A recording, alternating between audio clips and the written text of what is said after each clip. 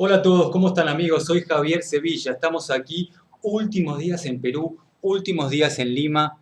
Estamos ya cerrando lo que son esta serie de entrevistas que se fueron gestando. Curiosamente, estamos cerrando con el tema de ufología y es un honor estar aquí, mis amigos del canal, en Perú, en Lima, junto a Mario Segarra, ufólogo de primera línea, investigador serio, digamos, old school, new school, de lo que es acá la Gracias. investigación OVNI aquí en Perú. Un gustazo y gracias por estar aquí en el canal, Mario. Gracias Javier, gracias a todos los televidentes y oyentes de tu canal de YouTube. Bueno, sé que llega a Argentina, a muchas partes de Sudamérica, Centro, Norteamérica, Europa y el resto del planeta. Un saludo a todos los que nos están viendo y escuchando y bueno, esperemos que esta entrevista sea de su completo agrado y bueno, aclare muchas dudas sobre lo que ha pasado en Perú los últimos años, ¿no? Fabuloso, bueno, qué lindo. Mario, acá, antes fuera de escena, estábamos hablando fuera de lo que es escena, me estabas hablando de un tema que realmente tenés muchas ganas de compartirnos, antes de que abordemos el tema ovni, ufología, Sí, la cual tenés muchas ganas de compartir con la gente. sí, sí, Así sí. que me encantaría que de una primero tires la bomba, las primicias que tienes con respecto Bueno, a temas que realmente a ti realmente te movilizan y quieres que en perfecto, esta entrevista se compartan. correcto. Así que antes que abordar el tema, bueno, cuéntanos en general. Bueno, en general, el tema, digamos, la novedad que te quiero La contar. novedad. Bueno, yo, para ponerte más o menos en resumen, ¿no? Los últimos más o menos 5 años, Sí, bueno, de los 27 años de trabajo que tenemos continuo en este tema, difundiendo el tema OVNI en todas partes del Perú y en Lima capital, por supuesto, sí. ha sido siempre el tratar de estudiar todos los casos OVNIs posibles, ¿no? Debe entender la gente que en Perú el fenómeno OVNI es uno de los 4 primeros países de mayor incidencia de avistamientos a nivel mundial. Telepatía, aparte de la Tele- entrevista, te lo iba a decir. Telepatía, efectivamente. Y bueno, hay muchos contactados también, muchos contactados. Y el aspecto importante es que toda la media de la sociedad, tomando en cuenta que en los 70 hubo un boom de avistamientos en Perú, justamente con ese fenómeno que creo que tú también debes conocerlo, el boom esotérico que hubo en Sudamérica y en el resto del mundo, Exactamente, toda la medida de Sixto donde Paz, de Ramas, de los los grupos grupos de... también es. Exacto, y aparte la cantidad enorme de bibliografía que hubo en esas épocas, acordémonos que en esas épocas no hubo internet, y Perdón, yo, Trigueriño también, ¿no? Tigueriño, Brasil. digamos, y también los famosos, bueno, primeros investigadores de nivel, Juan José Benítez, Andreas Faber-Kaiser, Antonio Bien. Rivera, ¿no? Y bueno, en Perú tuvimos un pionero de la investigación ufológica en el Perú, que fue también mi maestro, que siempre lo nombro en mis entrevistas, que fue el papá de Sixto Paz, el señor Carlos Paz, fue el señor Carlos Paz García Corrochano, que fundó, ojo, el primer instituto de investigación científica del fenómeno OVNI en 1955, mucho antes que cualquier ciudad de Sudamérica e incluso de Estados Unidos, para que tú veas más o menos cómo en Perú ya se hacía una investigación científica. Y a raíz de eso, pues yo absorbí parte de sus enseñanzas y bueno, esto que vemos ahorita es lo que soy, ¿no? Lo que sí quiero comentarte en calidad de primicia es que los últimos 8 años, digamos, o 5 años, perdón, del 2013 hasta el 2018, yo inicié una serie de iniciativas constitucionales, esto es a nivel político, bajo una ley que tenemos acá en el Perú que se llama la Ley de Transparencia Informativa y Acceso a la Información, Ley 27806, que es algo parecida a la ley que está en Estados Unidos, que es la FOIA, que es, ¿no?, la Acta de Libertad de Información. Bueno, parecido acá, ¿no?, como en Perú. Con el filtro con el filtro de NSA, Con el CIA, filtro de, exacto, sí. NASA. NASA y todo eso. Bueno, lo que hemos descubierto, en esencia, es uno. En principio, las autoridades políticas dieron luz verde a nuestra petición. O sea, tengo el orgullo de decir que he sido el único ciudadano del Perú que logró que en el periodo del pasado del señor expresidente Ollanta Humala y el señor exministro Juan José Jiménez nos respondieran oficialmente por primera vez a un investigador peruano sobre el asunto del tema OVNI, a nivel oficial político, vamos a decir político-científico y cultural. ¿Qué pasó en realidad? y derivaron esto a las Fuerzas Armadas porque sabíamos por nuestros estudios que por lo menos los primeros informes militares sobre el tema OVNI en Perú databan de 1942, o sea, en plena Segunda Guerra Mundial.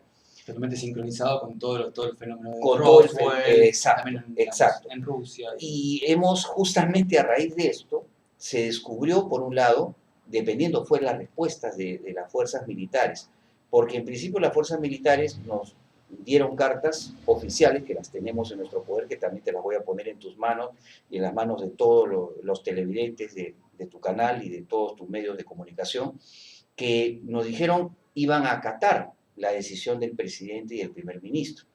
Entonces, ¿qué pasó? En primera instancia dijo, nos allanamos a su petición, vamos a buscar en nuestros archivos a ver qué hay. Y más o menos esto fue en septiembre, octubre del 2013. Bueno, la respuesta fue bastante corta, pero fue contundente al parecer. Decían en general que no tenían ningún archivo, ninguno.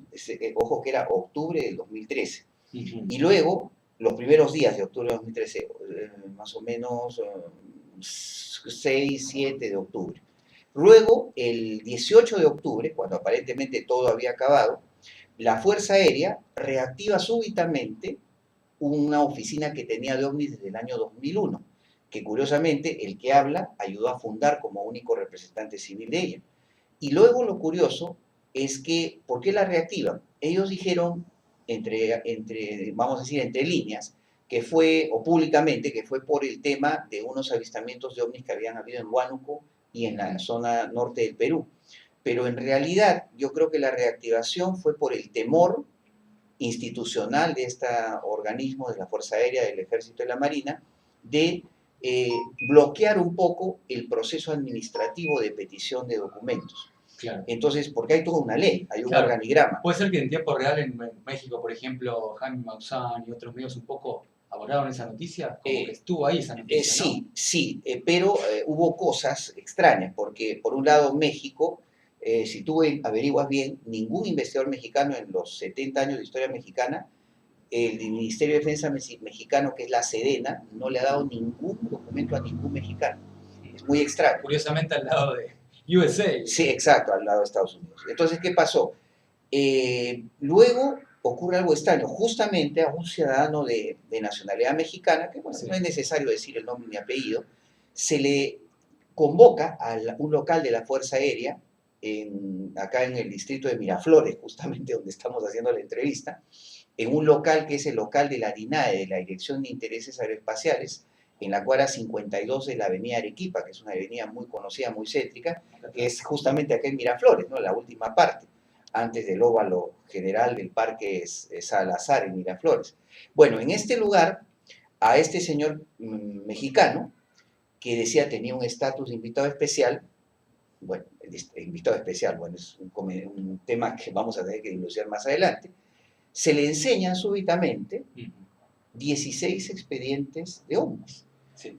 2 meses y medio después que a un ciudadano peruano, que tengo todos los derechos que la Constitución Política del Perú me refiere, sí, nos había dicho el Estado, pero por medio de sus Fuerzas Armadas, no tenemos nada.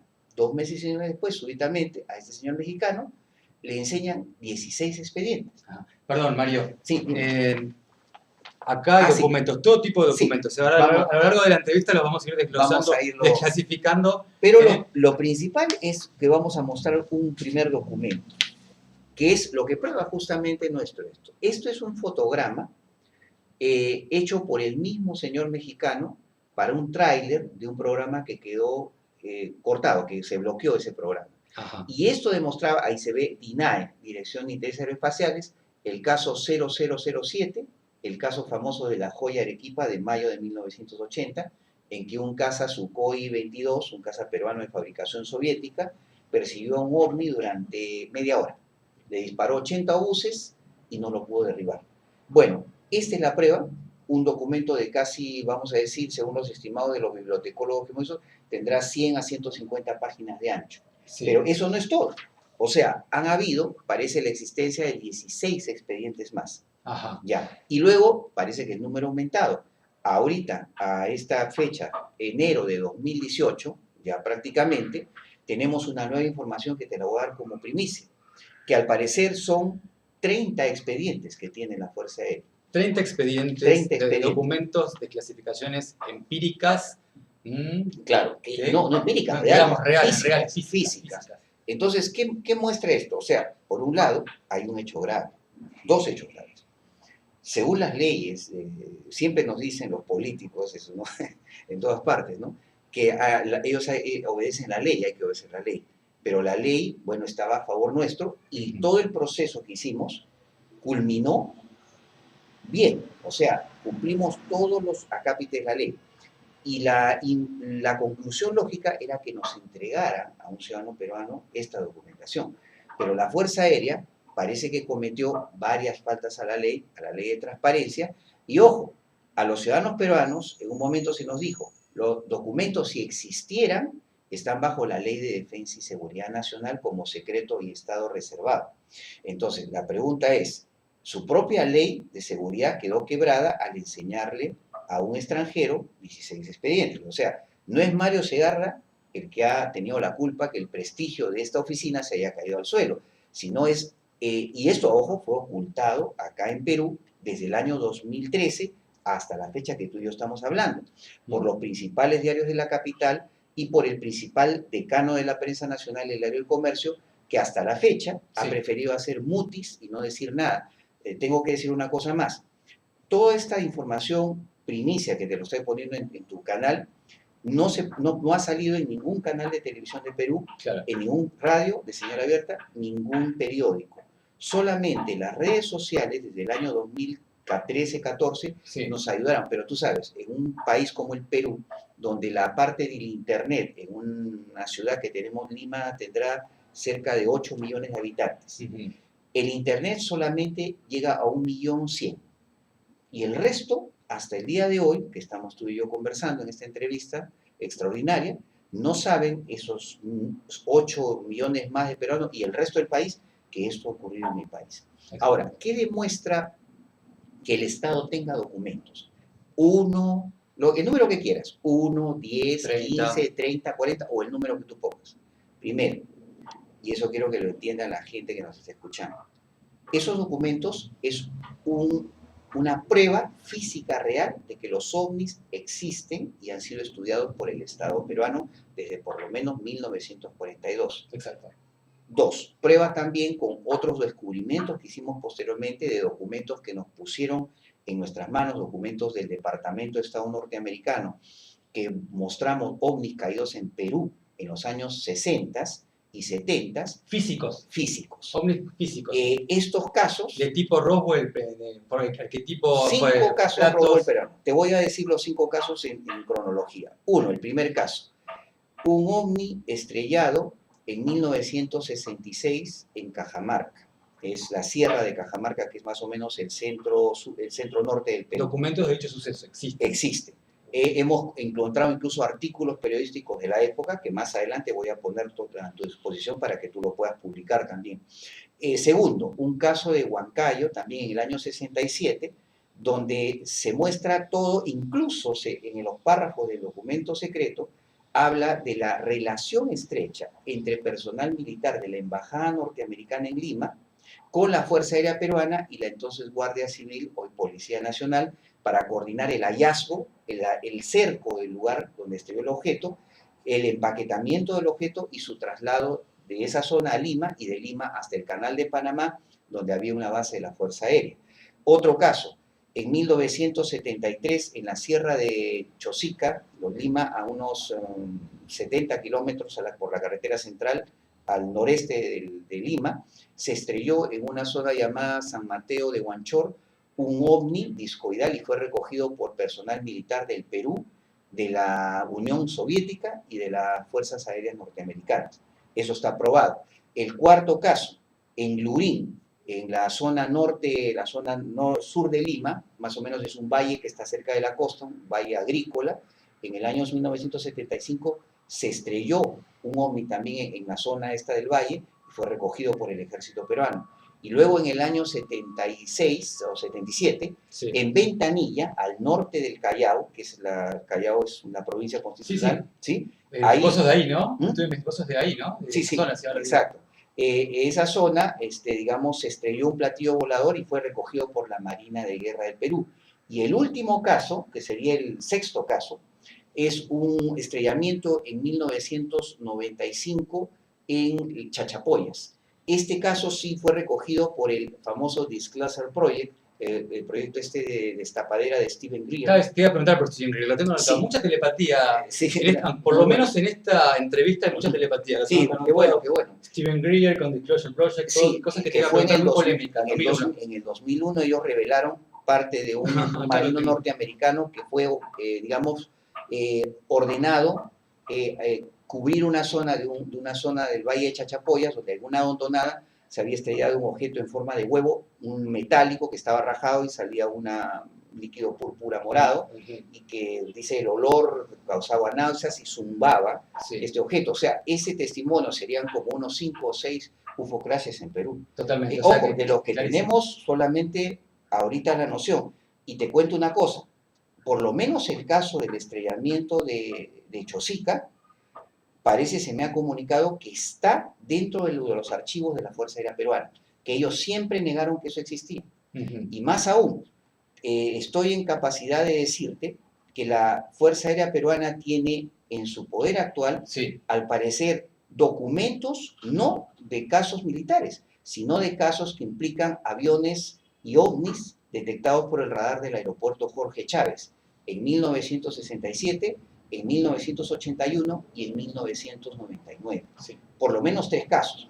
Entonces, ahí también habría una contradicción legal, sí. porque se supone la CORPAC, que es lo que es la organización que trabaja con los aeropuertos civiles, es una organización civil que está regida por el Ministerio de Transportes. Sí. Entonces, en los archivos los rige el Ministerio de Transportes, que es una entidad política civil. Entonces, ¿qué hace la Fuerza Aérea en poder de documentos que tienen que ser de otro organismo? Ellos son la ley del Ministerio de Defensa. Se vuelve a repetir esta actitud así, digamos, con respecto al tema de encubrimiento y, digamos, filtro de un Sí. tema que realmente no podemos tener nunca acceso. Y de hecho te quería hacer una pregunta, Sí, dentro de ¿cómo lo que es de tu investigación y experiencia en el tema, de lo que Bien. es digamos, en todo el ambiente de la Fuerza Aérea, tras las bateas, ¿qué hay de ese mito de que a cualquier piloto que vuelva y haga un reporte, claro, lo que pasó? ¿Es cierto que que esa persona automáticamente es despedido? ¿Es cierto que esa persona Mira, automáticamente pierde todo tipo de prestigio y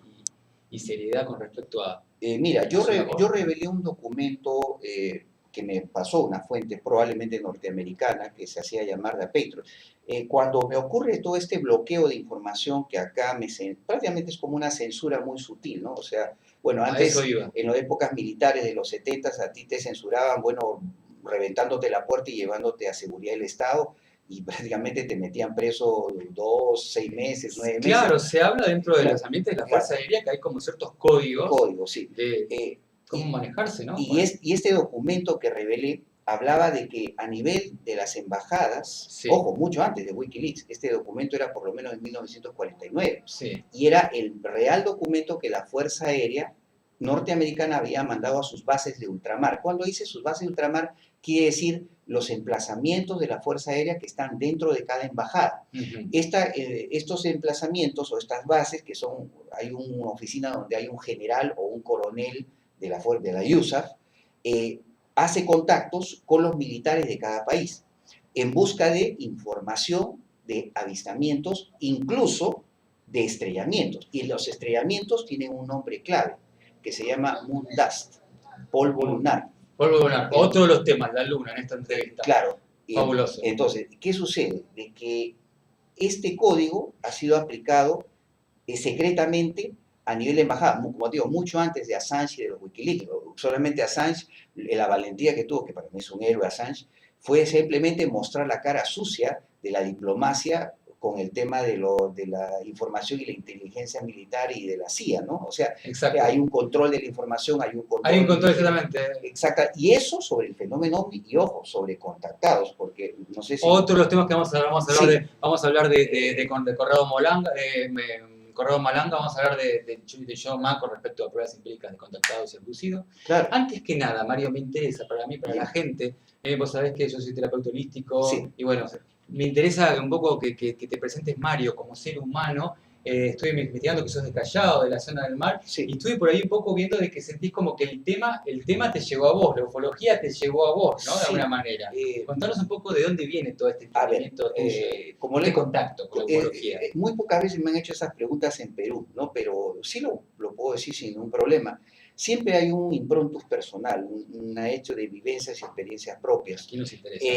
Primero que yo, bueno, nací en 1960, justamente nací en Bellavista, que es un pequeño distrito que pertenece al Callao, y casi toda mi vida viví en el Callao, la infancia, adolescencia, hasta 1973 o 74, en que ya me traslado a una zona un poquito más que se llamaba Urbanización Guardia Chalaco, Santa Marina, y de ahí estuve hasta la década de los 90, que ya me trasladé a otros distritos. Bueno, en el Callao yo vivía en un cuarto piso de un edificio. Mi padre, bueno, una vez, era también interesado en estos temas, y una vez él, digamos, en el año 69, si no me equivoco, yo tengo una experiencia visual, tengo un avistamiento, estaba jugando, era un niño, pues estaba jugando con mis juguetes, todo lo que uno tiene, soldados, juguetes, carros, bueno, en fin. Y noto que de repente por el cielo aparece una especie de puntito rojo, esferita roja. Bueno, yo lo asocié, decía qué bonita pelota de minibol brillante, porque en ese tiempo había unas pelotas muy famosas, en ese tiempo no sé si existirán ahora, que tenían la marca minibol. Sí, Entonces, es posible ese tamaño y sí, esa esa distancia. distancia, pero se acercaba y Claro. estaba casi cerca del techo de mi casa y yo llamo a mi padre para justamente advertirle que eso estaba pasando y él sube y llega a ver cuando el objeto se estaba alejando hacia, digamos, la dirección del mar, si no mal no recuerdo. Esa fue mi primera experiencia. Luego, cuando ya fui estudiante universitario, yo estudié en la Universidad de San Marcos, en 1983 yo creo que esa fue una experiencia, yo creo, clave. Yo ya había absorbido la literatura, desde entonces, como te digo, soy una especie de testigo presencial del llamado boom esotérico de los 70. Bueno, En el ese New tiempo Age, nueva era y había, toda exacto, esta cuestión también acá, para que sepan, por lo menos los amigos latinoamericanos y europeos, acá, por ejemplo, en Lima, vino el famoso Guru Maharaji, ¿no? El famoso ese filósofo que hasta ahora creo que sigue vivo y disertando sus clases de filosofía, cuando era apenas un chiquillo adolescente. Vino también el famoso Claude Bourillon, líder de los grupos raelianos, y se presentó en un lugar que ahora ya no existe, en el centro de Lima, llamado el Centro Cívico, y yo estuve en el año 77 o 78, estaba lleno de bote en bote, ni una aguja faltaba. O sea que aquí en Perú concretamente hay una resonancia. Hay una resonancia con el tema energéticamente hablando. Sí, Ahora, valga la redundancia, Mario, para vos, estos patrones de avistamientos, Perú, México, Estados Unidos, en Córdoba, en Argentina, Rusia, cuestiones electromagnéticas, cuestiones de agendas de distintas razas, cuestiones desconocidas. Desde tu investigación, Mario. Mira, yo te voy a decir, primero que el avistamiento que tuve en el Callao la primera vez en el año 69, ya por la casuística que yo estudié cuando ya comencé a estudiar esto, el Callao es una zona, Ventanilla, la otra zona que viene a ser, bueno, más abajo lo que es Barranco, Chorrillos, Miraflores, que son zonas de avistamiento. Y más al sur, Chilca, creo que tú conoces la zona de Chilca, 60 kilómetros de Lima, Chilca, Mala, Cañete, todas esas zonas de las playas son zonas de avistamiento, zonas donde se dice, y esto ya desde los años 60, hay bases submarinas. Te cuento, yo hay un dato que quiero decirlo por primera vez a tu programa, que la Marina de Guerra del Perú, que también fue el único entidad militar que no respondió mis cartas de requerimiento constitucional, tiene un código secreto que se llama La leyenda de los tiburones voladores. Cuando yo lo dije por primera vez esto ante un marino en un supermarket de Lima, se asustó y dijo, ¿quién diablos te ha dicho ese nombre? ¿Quién te ha informado? Bueno, dije, un pajarito, ¿no? No sé, podemos decir nunca quién me informó. En realidad fue otro marino. Bueno, yo tengo una amistad con un personaje que fue muy amigo de un filósofo sociólogo llamado Fernando Fuensalida. Y este amigo de él me contó una vez lo tengo grabado en audio. Ujú. Fernando Fuenzalía fue asesor de las fuerzas militares, sobre todo de la Marina de Guerra. Y él manifestó, este amigo manifestó que a Fernando Fuenzalía le había dicho a él que él había visto desde los años por lo menos 60, había archivos de OSNIs estudiados por la Marina de Guerra del Perú, con el código base o clave leyenda de los tiburones voladores. Ujú. Es decir, ¿qué son los tiburones voladores?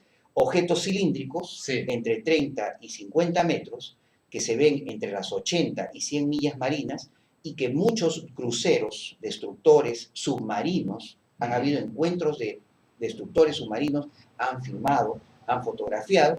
Hay el caso del año 77 en que un submarino peruano choca en una profundidad de más o menos 60 metros con un hombre. Sí. Regresa a la base, al astillero, para hacer reparaciones y tenía un tajo de más o menos 20 metros. Entonces, lo único que dijeron supuestamente, o los oficiales de la Marina, es que había sido una ballena que le había cortado el costado lunar, lo cual creo de una ballena con una coraza, una piel demasiado dura, ¿no? Más dura que la de un cangrejo. Entonces, bueno, hay casos de estos, como te digo, que en el Callao sobre todo y las zonas del norte y del sur de Lima, muchos avistamientos. En el caso segundo, como motivo del año 83, cuando yo era un estudiante universitario, fue una experiencia en el Valle de San Bartolomé, que tiene uno de los últimos bosques naturales de Lima, el bosque de Zárate. En Semana Santa del año 83 tuve una experiencia de avistamiento de 6 objetos esféricos blancos que no emitían ruido, juntamente con 15 o 18 compañeros de universidad. Años después de este avistamiento que marcó más o menos para mí el inicio del proceso de convertirme en lo que soy, en un ufólogo o un investigador, como lo quieran denominar, me enteré que este lugar, San Bartolomé, el Valle de Zárate, es un lugar también de casuística y de avistamiento. Toda esa zona, San Bartolomé, Chosica, Santa Eulalia, Marcahuasi, ¿no? Todas esas zonas de avistamiento de ovnis, encuentros con humanoides. La zona donde yo vi los ovnis, en el año 79 hubo un encuentro de campesinos con humanoides, de 3 metros de altura, y cuando lo dibujaron era como un casco de astronauta con unas manoplas enormes y unos pies enormes, ¿no? Que, bueno, un hombre de 3 metros y medio. Curiosamente, en el año 82, una estudiante de ingeniería de minas fotografía en una peña bastante alta de la zona de Marcahuasi, de la meseta, aparentemente un hombre que después se descubrió que este hombre medía 3 metros 25 centímetros. Sí. ¿Por qué fue esto, digamos, famoso? Porque esto salió en una revista política, muy conocida en ese tiempo, la revista Oiga, en un número de junio del 82. Curiosamente, el siguiente número es la evaluación fotográfica. Era un pequeño negativo 126, que era una cámara tan pequeñita que tenía un carrete tipo cuadradito. Sí. Que tú tenías que meterlo y correr el carrete de 0 a 1 con la mano. Claro. Entonces, y era tan delgado el negativo que un dirigente o un directivo de una asociación llamada CONIDA, Comisión Nacional de Investigación y Desarrollo Espacial, en ese tiempo, y una organización peruana que, ojo, acá viene la sorpresa, trabajaba conjuntamente con la NASA norteamericana. Exactamente. Le pidió al director de esta revista los negativos para analizarlos en su instituto. Conclusión en la segunda revista que estos negativos eran auténticos y no habían sido trucados. Con lo cual, más o menos sin un documento escrito, el CONIDA, o sea, la NASA, había dado fiel de que, digamos, conclusión de que esa fotografía era auténtica y que aparentemente ese humanoide medía 3 metros 20 centímetros, ¿no? Está bien, está bien. Mario, antes de pasar a todo este tema polémico de lo que es Disclosure, la desclasificación 2001, Steven Greer ahí en las Naciones Unidas, en Estados Unidos. Sí, muy importante. Antes de pasar a eso y Sí. toda tu experiencia en los 70 con el proyecto Rama, con Sixto Paz, sigamos hablando de Mario, ser humano. Mario, ¿desde dónde haces lo que haces? ¿Cuál es tu contacto con esta investigación, esta pasión? Porque está claro que tiene que ver con el planeta, sí, con el cosmos, con tu mundo interno, ¿no? Definitivamente, bueno, así el tuyo que va por ahí. Mira, yo creo que sí. ¿Qué hay ahí, digamos, de todo lo que vos tengas ganas de contarles a los youtubers aquí? Y nos interesa también, digamos, si tenés que definirlo, que tiene que ver con algo más grande que vos, un campo de información, Dios, la fuente, ¿desde dónde sentís que un poco este tema nos compete a todos Y genera, y digamos que hay como, tal vez, si así lo sentimos, una interdependencia de realmente hacernos cargo, ¿no? Que es algo natural, que de repente desde el verdulero hasta un Muy importante. universitario, Sí, cualquier persona puede acceder a estos temas que tienen que ver con qué somos, quién eso, ¿qué somos y qué somos? no somos. Sí, yo creo que a raíz, mira, yo soy un hombre de un grado universitario, yo tengo un título, Claro, yo estudié una carrera de salud, yo soy un sí, licenciado en lo que es medicina física y rehabilitación. Eso es lo que soy en mi vida diaria y con este trabajo me gano el pan de cada día, tengo una esposa, tengo una familia, claro, tengo una perrita, ¿no? O sea, y bueno, y tengo mis hermanos y mi familia, como todos, ¿no? Como claro, todos. claro, claro. Entonces, ¿qué sucede? Que, bueno, mi esposa, bueno, con la cual yo tengo un feliz matrimonio, y ella entendió el tema desde que nos comenzamos a vivir como pareja, como esposos. Ella entendió porque ella también a los 8 años tuvo un avistamiento y su mamá de ella también ha tenido avistamiento. Entonces no es casual, No es casual, sino causal, es una experiencia que de las vida, personas que se juntan para hacer un pareja, un matrimonio, resonancia, exacto, una resonancia. información. Ella entendió lo que yo iba a hacer y ella prácticamente confirmó lo que yo simplemente intuía, que uno está en esta vida para hacer una misión. Hay gente que tiene la misión, por ejemplo, de trabajar con los refugiados del mundo, con los pobres, con los que mueren de hambre o de las guerras, que es algo bárbaro que está ocurriendo todos los días. Hay gente que dedica su vida a preservar los bosques, ¿no? A proteger la fauna, que también es muy importante. Hay gente que está luchando por el tema del agua, que es un tema que ahorita, o del oxígeno que se está acabando, los glaciares, ¿no? El cambio climático.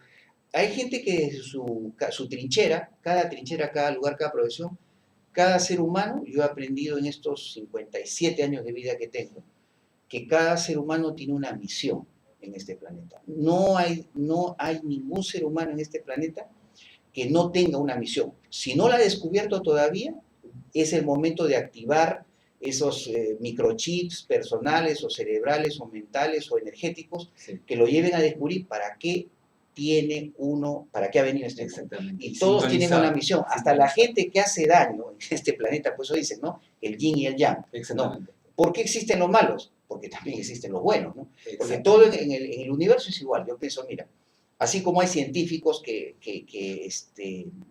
niegan esto y aparente hacen la parte negativa del asunto.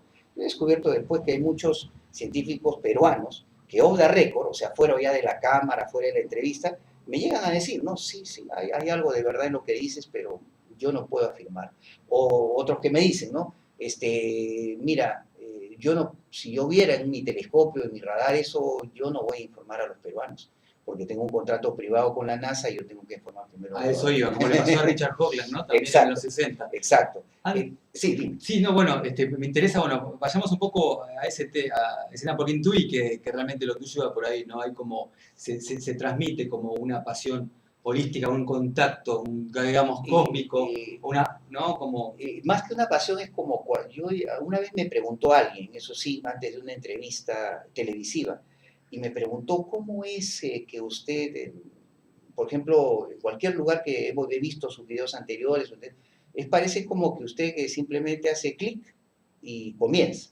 Entonces yo le digo, bueno, es como algo así como cuando uno monta bicicleta, ¿no? Uno lo sabe de niño hasta que es anciano, sabe lo que es montar bicicleta. exactamente, Entonces yo siento que el tema Omni es como la bicicleta que uno pedalea. claro. O también es simplemente la energía, es como el momento, ¿no? Es lo que dicen los sabios, ¿no? La inspiración, ¿no? O sea, las musas, o de repente es el contacto con un canal de información Esa información habita que en está ti, en todo el en tu universo. y resonas tú como Exacto, canal, como dicen así Jaramén, como una sí, singularidad, ¿no? Es un sí. vórtice como Pirulo tal cosa y como Mengano hace surf. Entonces hay algo de eso. Entonces somos simplemente, yo creo, canales de información. O sea, yo soy un canal de información que, ojo, he asumido porque hay muchos estilos de canal de información. Hay gente que tiene mucha facilidad y llega, pero ojo, cuando nos metemos en temas como este, que es muy importante, yo Muy creo, porque importante. esto nos va a cambiar la vida, el hecho de saber digamos, que existen los documentos OVNI en Perú, implica dos cosas lógicas. O sea, cuando tú tienes un documento que tiene 100, 200 hojas, ¿qué dices primero como ciudadano? Ajá, yo pago mis impuestos y este documento representa un trabajo que ha hecho un organismo del Estado. Claro. Y ese organismo del Estado ha usado dinero de todos los ciudadanos para hacer ese libro o esa revista o ese fascículo de 100, 200 hojas. Entonces, ¿qué es lo lógico? Es que esa información, que haya algo que puede enriquecer la cultura, la ciencia, la educación y por ende el espíritu de los seres humanos peruanos y de todo el planeta, eso no debería estar guardado en un archivo Totalmente. secreto. Otro de los temas que vamos a hablar en esta entrevista, Mario, es el tema de todos estos fondos, como dicen en Estados Unidos, este budget para estos programas secretos espaciales, donde hay un montón de... Es polémico los recursos, de dónde vienen todos estos fondos, todos los impuestos, todos los taxes, de dónde vienen. Es un tema realmente muy polémico. Es polémico. De hecho, antes hay un tema que está linkeado, está conectado con ese tema, sí, de lo que es estos programas secretos espaciales en Estados Unidos, en Rusia, en China. Vayamos a Disclosure Project, vayamos a Steven Greer, ahora Corey Goode, con claro, este boom de Corey Goode, con todos estos programas secretos espaciales, sí, Marte, explotación de niños, cuestiones sí, en lo que es... la Matrix, la Matrix, ¿no? La Matrix. O sea, sí, bueno, claro, sí, lo que es Marte, todo el sistema solar. Que para vos, antes que nada, quisiera crudamente, desde tu investigación, de intuición también, o sea, ¿qué hay no de cierto, pero qué hay digamos, de concreto y sí, serio con respecto a todas estas declaraciones y todos estos movimientos con Steven Greer y bueno, y también la NASA es una fachada, es un organismo realmente al servicio de la investigación? ¿Qué opinas al respecto? Justamente, yo soy un poco de la línea de Juan José Benítez. Juan José Benítez, bueno, yo me merece un gran respeto y bueno, me he querido basar en él para hacer todos este tipo de trabajo de investigaciones. Es primero, más que nada, como él dice, la honestidad. Primero uno tiene que ser honesto consigo mismo y luego honesto con los demás. En mi país, yo te digo, cuando descubrimos este tema de los documentos, lamentablemente vi la cara más fea de la ufología en el Perú. Curiosamente, a eso iba, justamente. Porque antes de eso, todo el mundo era amigo mío. A partir del 2013, ya la gente prácticamente, ojo, no solamente me fueron dejando de ser amigos, sino que fueron llamando o comunicándose con otras personas para cerrar compuertas aquí en Perú y en el extranjero. Sé de muy buena fuente que yo tenía, por lo menos del año 2013, muchas entrevistas programadas y muchos congresos invitados, por lo menos en Sudamérica. Sé que fueron bloqueados por este señor mexicano y bueno, y que tiene una gran red de, digamos, de recolección de información OVNI en Sudamérica, sí, y que están involucrados, ojo, investigadores que tienen mucho renombre actualmente, pero que parece que hay una cara de la puerta para afuera, digamos, amable, simpática, dicen que trabajan por la verdad, pero de las puertas para adentro parece que hay convenios secretos o contubernios, como decimos acá en Perú, un contubernio muy negativo que evita justamente llegar a la verdad. Filtros así de una, filtros crudos. Filtros políticos. Y políticos. Hay de todo. El primero es el marketing económico. El marketing económico, ¿no? Exactamente. Toda esta inversión para ridiculizar, desprestigiar información legítima, ¿no es así? Exacto. Y también está lamentablemente el nivel de muy baja calidad que tiene la televisión peruana y la media periodística peruana actualmente. En la década, en cambio, de los 80s y de los 90s, yo tuve, gracias a Dios, la suerte de ver los últimos, vamos a decir, momentos, los últimos años de grandes periodistas televisivos, radiales y periodísticos que, gracias a Dios, me entrevistaron y pude ver la profesionalidad. Ahora, en cambio, yo veo más en esta generación de jóvenes periodistas, no sé si será así en otros países de América, o sea, algunos me han dicho que sí, que están dedicados más a la chanza, al denigramiento del tema, a la parte burlona del tema. Pero ojo, no es por, digamos, problema o culpa de ellos, es porque se les ordena desde niveles muy superiores y sobre todo fuera de sus países hacer este tipo de trabajo sucio. Totalmente. Mario, ¿estás de acuerdo que de repente hay una agenda de más o menos unos 40 años de la industria de Hollywood, los medios de comunicación, de bajar una línea donde todo lo que tiene que compete al fenómeno ovni Sí, está dentro sí. de la pantalla? Eso es Sí. ficción. Entonces, como es ficción, todo lo que tenga que ver con eso, por más que lo vea delante de mis narices o tenga algún tipo me pase algo en mi vida cotidiana, Sí, sí, sí. eso es ficción y estamos programados subconscientemente a través de la pantalla y mediáticamente para A ver, desprestigiar nosotros mismos, sí, ¿no? Burlarnos de un tema. autoabordarnos. Pero no es tan así, mira, te voy a ¿Qué comentar. opinas del tema, Mario? Cuando, por ejemplo, voy a hacer un ejemplo básico. Hollywood es un sistema de Jordan publicidad. Maxwell hizo Sí, vos lo conocés, sí, seguro. exacto. Ahora Entonces, David y una vez yo escuché una, bueno, digamos, de un político norteamericano, un comentario sobre Hollywood. Dice, Hollywood simplemente es una oficina de propaganda del gobierno americano. Y hemos visto, ¿no? Cuando hubo las guerras de Corea, de Vietnam, casi todas las películas mostraban pues a los norteamericanos como héroes cuando estaban haciendo atrocidades tanto en Vietnam como en Corea. Claro, todo el show. Todo el show. Esta película con Dustin Hoffman, con Robert De Niro, que hacen todo, son publicistas. Y hacen toda la puesta en escena de todas las guerras. Claro, ¿Te acordás de esa película? Sí, creo que sí. Pero y justamente Robert Redford con Hoffman hacen una película. Robert De Niro. Robert De Niro, sí. Pero hay una de Robert Redford con Dustin Hoffman que hacen la película Todos los hombres del presidente. O normalmente sí, que es justamente una de las películas que para mí fue fundamental para entender el tema de los servicios secretos y donde se ve pues el tema de la corrupción en el gobierno de Nixon, que fue el único presidente que renunció. Entonces, mira, Hollywood ha hecho películas tan extrañas como La Cosa, que apareció en 1953-54, que era una masa que devoraba a la gente, pero hasta donde yo tengo entendido, y llegué a hablar con investigadores norteamericanos y británicos, esta película tiene una base más o menos real en que en el año 51 hubo un llamado Año Geofísico Internacional en todo el planeta. Especialistas científicos de todo el mundo investigaron en los polos, en el Ecuador, en los océanos, diferentes mediciones electromagnéticas, topográficas, geográficas, del suelo, del agua, esto. Entonces, bueno, esto ocurrió en el Polo Norte. En un mes de septiembre del 51, dos científicos en un carro oruga que estaba cerca de las inmediaciones o alejado unos 60 kilómetros de una base, ven una aparición de una cúpula semisférica, dorada, ¿no? En principio dijeron, bueno, puede ser un espejismo del hielo, puede ser vulcanismo, digamos, del hielo, también puede haber cráteres de lava.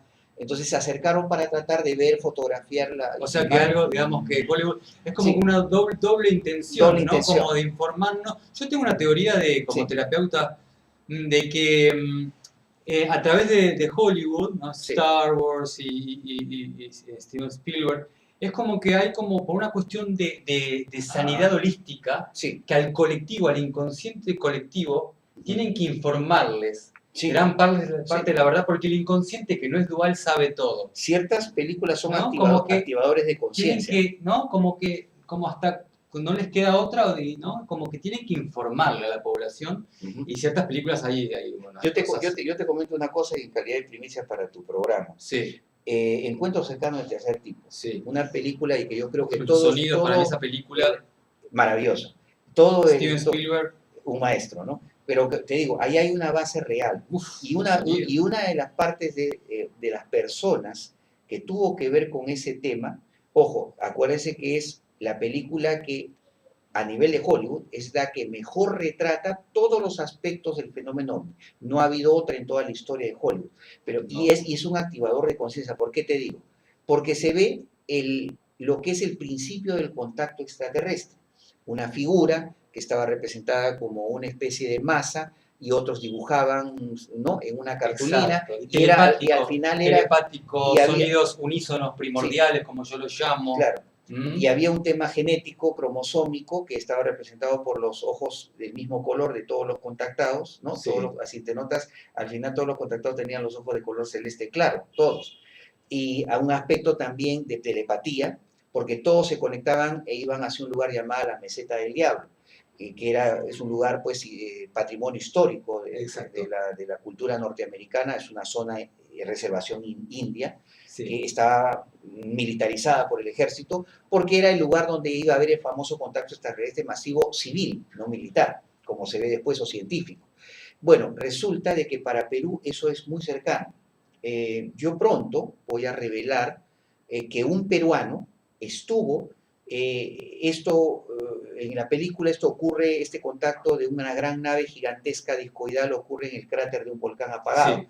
pero resulta que el suceso real ocurrió en el año 64, 1964, en la base aérea de Holloman Air Force Base, y uno de los 4.000 protagonistas Sí. de este elementos de la base fue un peruano nacionalizado norteamericano que ya falleció, pero tengo un pariente de él que me va a enseñar pruebas Sí. de que este señor vio a toda esta base llegar ese platillo volador gigantesco de cerca de 200 metros de diámetro, aluminizado, y que bajó un rayo de luz y que bajaron 3 grises, y estos grises saludaron a unos generales de 3 estrellas o de 4 estrellas. Los generales subieron Sí. a la nave y los grises abordaron un auto rumbo a Washington. Sí. Dice que Perdón, todo eso creo fue que filmado. a Bob Dean, el general Bob Dean, creo Sí, que él habló de eso también, ¿no? habló, Que Bob Dean habló de estamos... eso, y también el famoso asesor de las Fuerzas Aéreas Norteamericanas, John Allen Hynek, en sus últimas semanas de vida, tuvo una conversación en un restaurante con su entonces secretaria, Sí. y ella en una servilleta le preguntó si el caso de Holloman había sido real o era un truco. Y dijo, el caso fue real, yo lo investigué, he visto fotos y videos. Es decir, el caso de Holloman, o sea, en un paréntesis, encuentros cercanos de ese tipo, ocurrió, hubo un peruano que fue testigo de eso, y yo tengo pues, la posibilidad de llegar a la verdad de que eso fue real. Ok. Mario, escuchándote un poco, ¿y qué pasó con Eisenhower? ¿Qué pasó, digamos que hubo otro Sí, approach del mira, tema, otro entendimiento? ¿Qué quiso hacer Eisenhower? ¿Qué no pudo hacer Eisenhower? Bueno, y ahora está la nieta haciendo un poco de ruido, sí, también mira, eso, Laura eso, Eisenhower. eso es Pero, generacional. claro, ¿qué pasó ahí con Eisenhower, Ya, Mario? yo creo que el tema de los presidentes norteamericanos, yo creo que todos han sido informados y han tenido algo que ver con el tema, pero el caso de Eisenhower para mí es fantástico, porque yo te digo, hay un libro Algo hubo que ahí. yo quiero que la mayoría de los que saben el tema de los contactados o quieren introducirse y saber un caso real, que lean el libro de Frank Strange. Frank Strange, un investigador norteamericano que ya falleció, pero que en la década de 1950 escribió este libro, ¿no? Y llegó a conocer, ¿no? A un ser extraterrestre venusiano llamado Beilean Thor.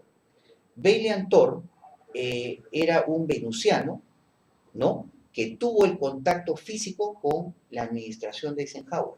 Según un extraño en el Pentágono, que es la cronología, capítulo a capítulo, de lo que pasó con Eisenhower, ellos se presentaron, otro extraterrestre más, varón, y una extraterrestre dama, que tú lo veías y eran como gente rubia, de ojos claros, bien vestidos con su terno, y la señorita con su falda de esos tiempos de los 50. Real. Curiosamente, sí. Curiosamente, mira, ellos tuvieron contacto con contactados de esa época. Hay fotografías de ellos. Seguro. Con Ed Howard Manger, con Adamski, los famosos contactados norteamericanos que deberían ser los Sixto Paz de esas épocas. Claro.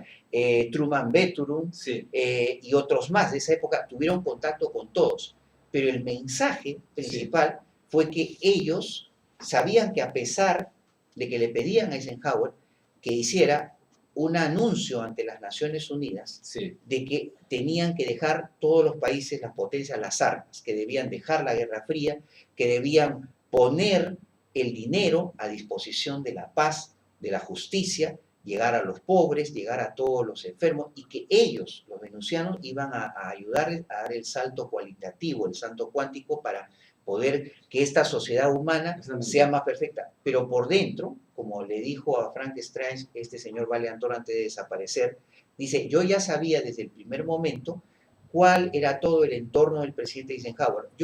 Para mí, para nosotros, decía, estos seres de Venus, decían, era un hombre que quería hacer algo, pero estaba rodeado por una maquinaria militar, industrial y política muy negra, muy demoníaca. Tal vez Kennedy también, ¿no? Que curiosamente, por eso será que el último discurso que él hace, Sí. lo pueden ver en YouTube, antes de dejar la presidencia a Kennedy, él dice, tengan cuidado, y eso lo dijo Bob Dean y también el amigo de Disclosure Project, el doctor Steven Greer, tengan cuidado Sí. con el complejo industrial militar. Ese es el mayor enemigo de Estados Unidos y de la humanidad. Eso puede llevarnos a la catástrofe. Y curiosamente, décadas después, Sí. su nieta, creo que es Magdalena o su nombre de ella, Laura Eisenhower, ahora está. que tiene, cuando ustedes la ven, la vemos en las páginas de Sí. Facebook o en el internet, es la viva Estuvo cara. ahora en España, es el congreso que hizo en España. Exacta, es la viva cara del Sí. expresidente de Estados Unidos, solamente que es una mujer. Claro. Pero yo pienso que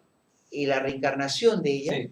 digamos, su alma, es parte del Eisenhower Claro. abuelo. Claro. ¿Por qué? Porque es una manera de darle la oportunidad al abuelo de que cumpla o complete su misión de información y de difusión del contacto que hubo en Estados Unidos en 1950. Entonces, y curiosamente, cuando le pregunta Strange a Valentor, pero usted cómo se define, quién es usted, o a quiénes representa o de parte de quién viene. Entonces ellos dicen, nosotros venimos de parte del alfa y omega. Entonces, del alfa y omega, el principio y el fin de las cosas, que viene a ser la noción completa de Dios o del gran iluminado o del gran constructor del universo o de la fuente universal. O sea, es un libro que a la vez que es histórico, fotográfico, político, es también un poquito holístico como para su época. Exacto, ¿no? mira, curiosamente, escuchando estas declaraciones que me contabas de Venus, estas resonancias, estas vibraciones, estas entidades de Venus, se habla de Nikola Tesla, el científico Nikola Tesla, Ese es un tuvo tema maravilloso. contactos con gente con entidades del sistema solar digamos, yo creo, de esa zona donde de repente sí, tal vez tiene que ver con la resonancia, ¿no? Atraemos tal vez lo que somos, ¿no? Mira, yo creo que los grandes formadores de la civilización moderna, del pensamiento, de la ciencia, ojo, Tesla es un maestro y, ojo, todas las patentes que él tenía, porque él primero quería energía gratis para la humanidad, quería que todo el conocimiento, digamos, sea aplicado al beneficio de la humanidad, mientras Edison, su rival directo, quería usufructuar, ¿no? Y hacerse rico, como fue el que pasó. Él quería luchar porque todo fuera gratis. Sí. Por eso el castigo que le hizo el gobierno americano fue confiscar todas sus patentes. Ni siquiera sus descendientes directos actuales pueden tener acceso a esas patentes ni el acceso del beneficio económico, porque, ojo, la mayoría fue usada para el tema militar y el tema, por ejemplo, del HAARP, de los chemtrails, de, por ejemplo, las ondas electromagnéticas, los pulsos electromagnéticos, crear armas de destrucción masiva como ha pasado hasta ahora. Entonces, como yo les digo a la gente, los maestros, estos maestros científicos, Newton, por ejemplo, a Newton lo conocemos en el colegio, nos hablan pues la famosa escena de la manzana que cae sobre su cabeza, la ley de gravitación, pero no saben la mayoría, y eso no se enseña en el colegio, y yo lo descubrí de grande, hace unos 10 años, que Newton estudió 40 años un código secreto en la Biblia, y que esto fue comprado a finales de la década de los 70 por el gobierno de Israel en una subasta, todo el baúl de los estudios bíblicos de Newton, sí. Y esto lo estudiaron en unas supercomputadoras en la Universidad de Tel Aviv, y producto de esto, un investigador norteamericano israelí, que tenía ambas nacionalidades, el señor Michael Drosnin, escribe un libro que se llama El Código Secreto de la Biblia, que viene con un CD que se puede meter en la computadora como una aplicación, y este programa crea una serie de algoritmos donde uno mete su nombre, su apellido, fecha de su nacimiento, y le sale exactamente todo lo que va a pasar en el futuro.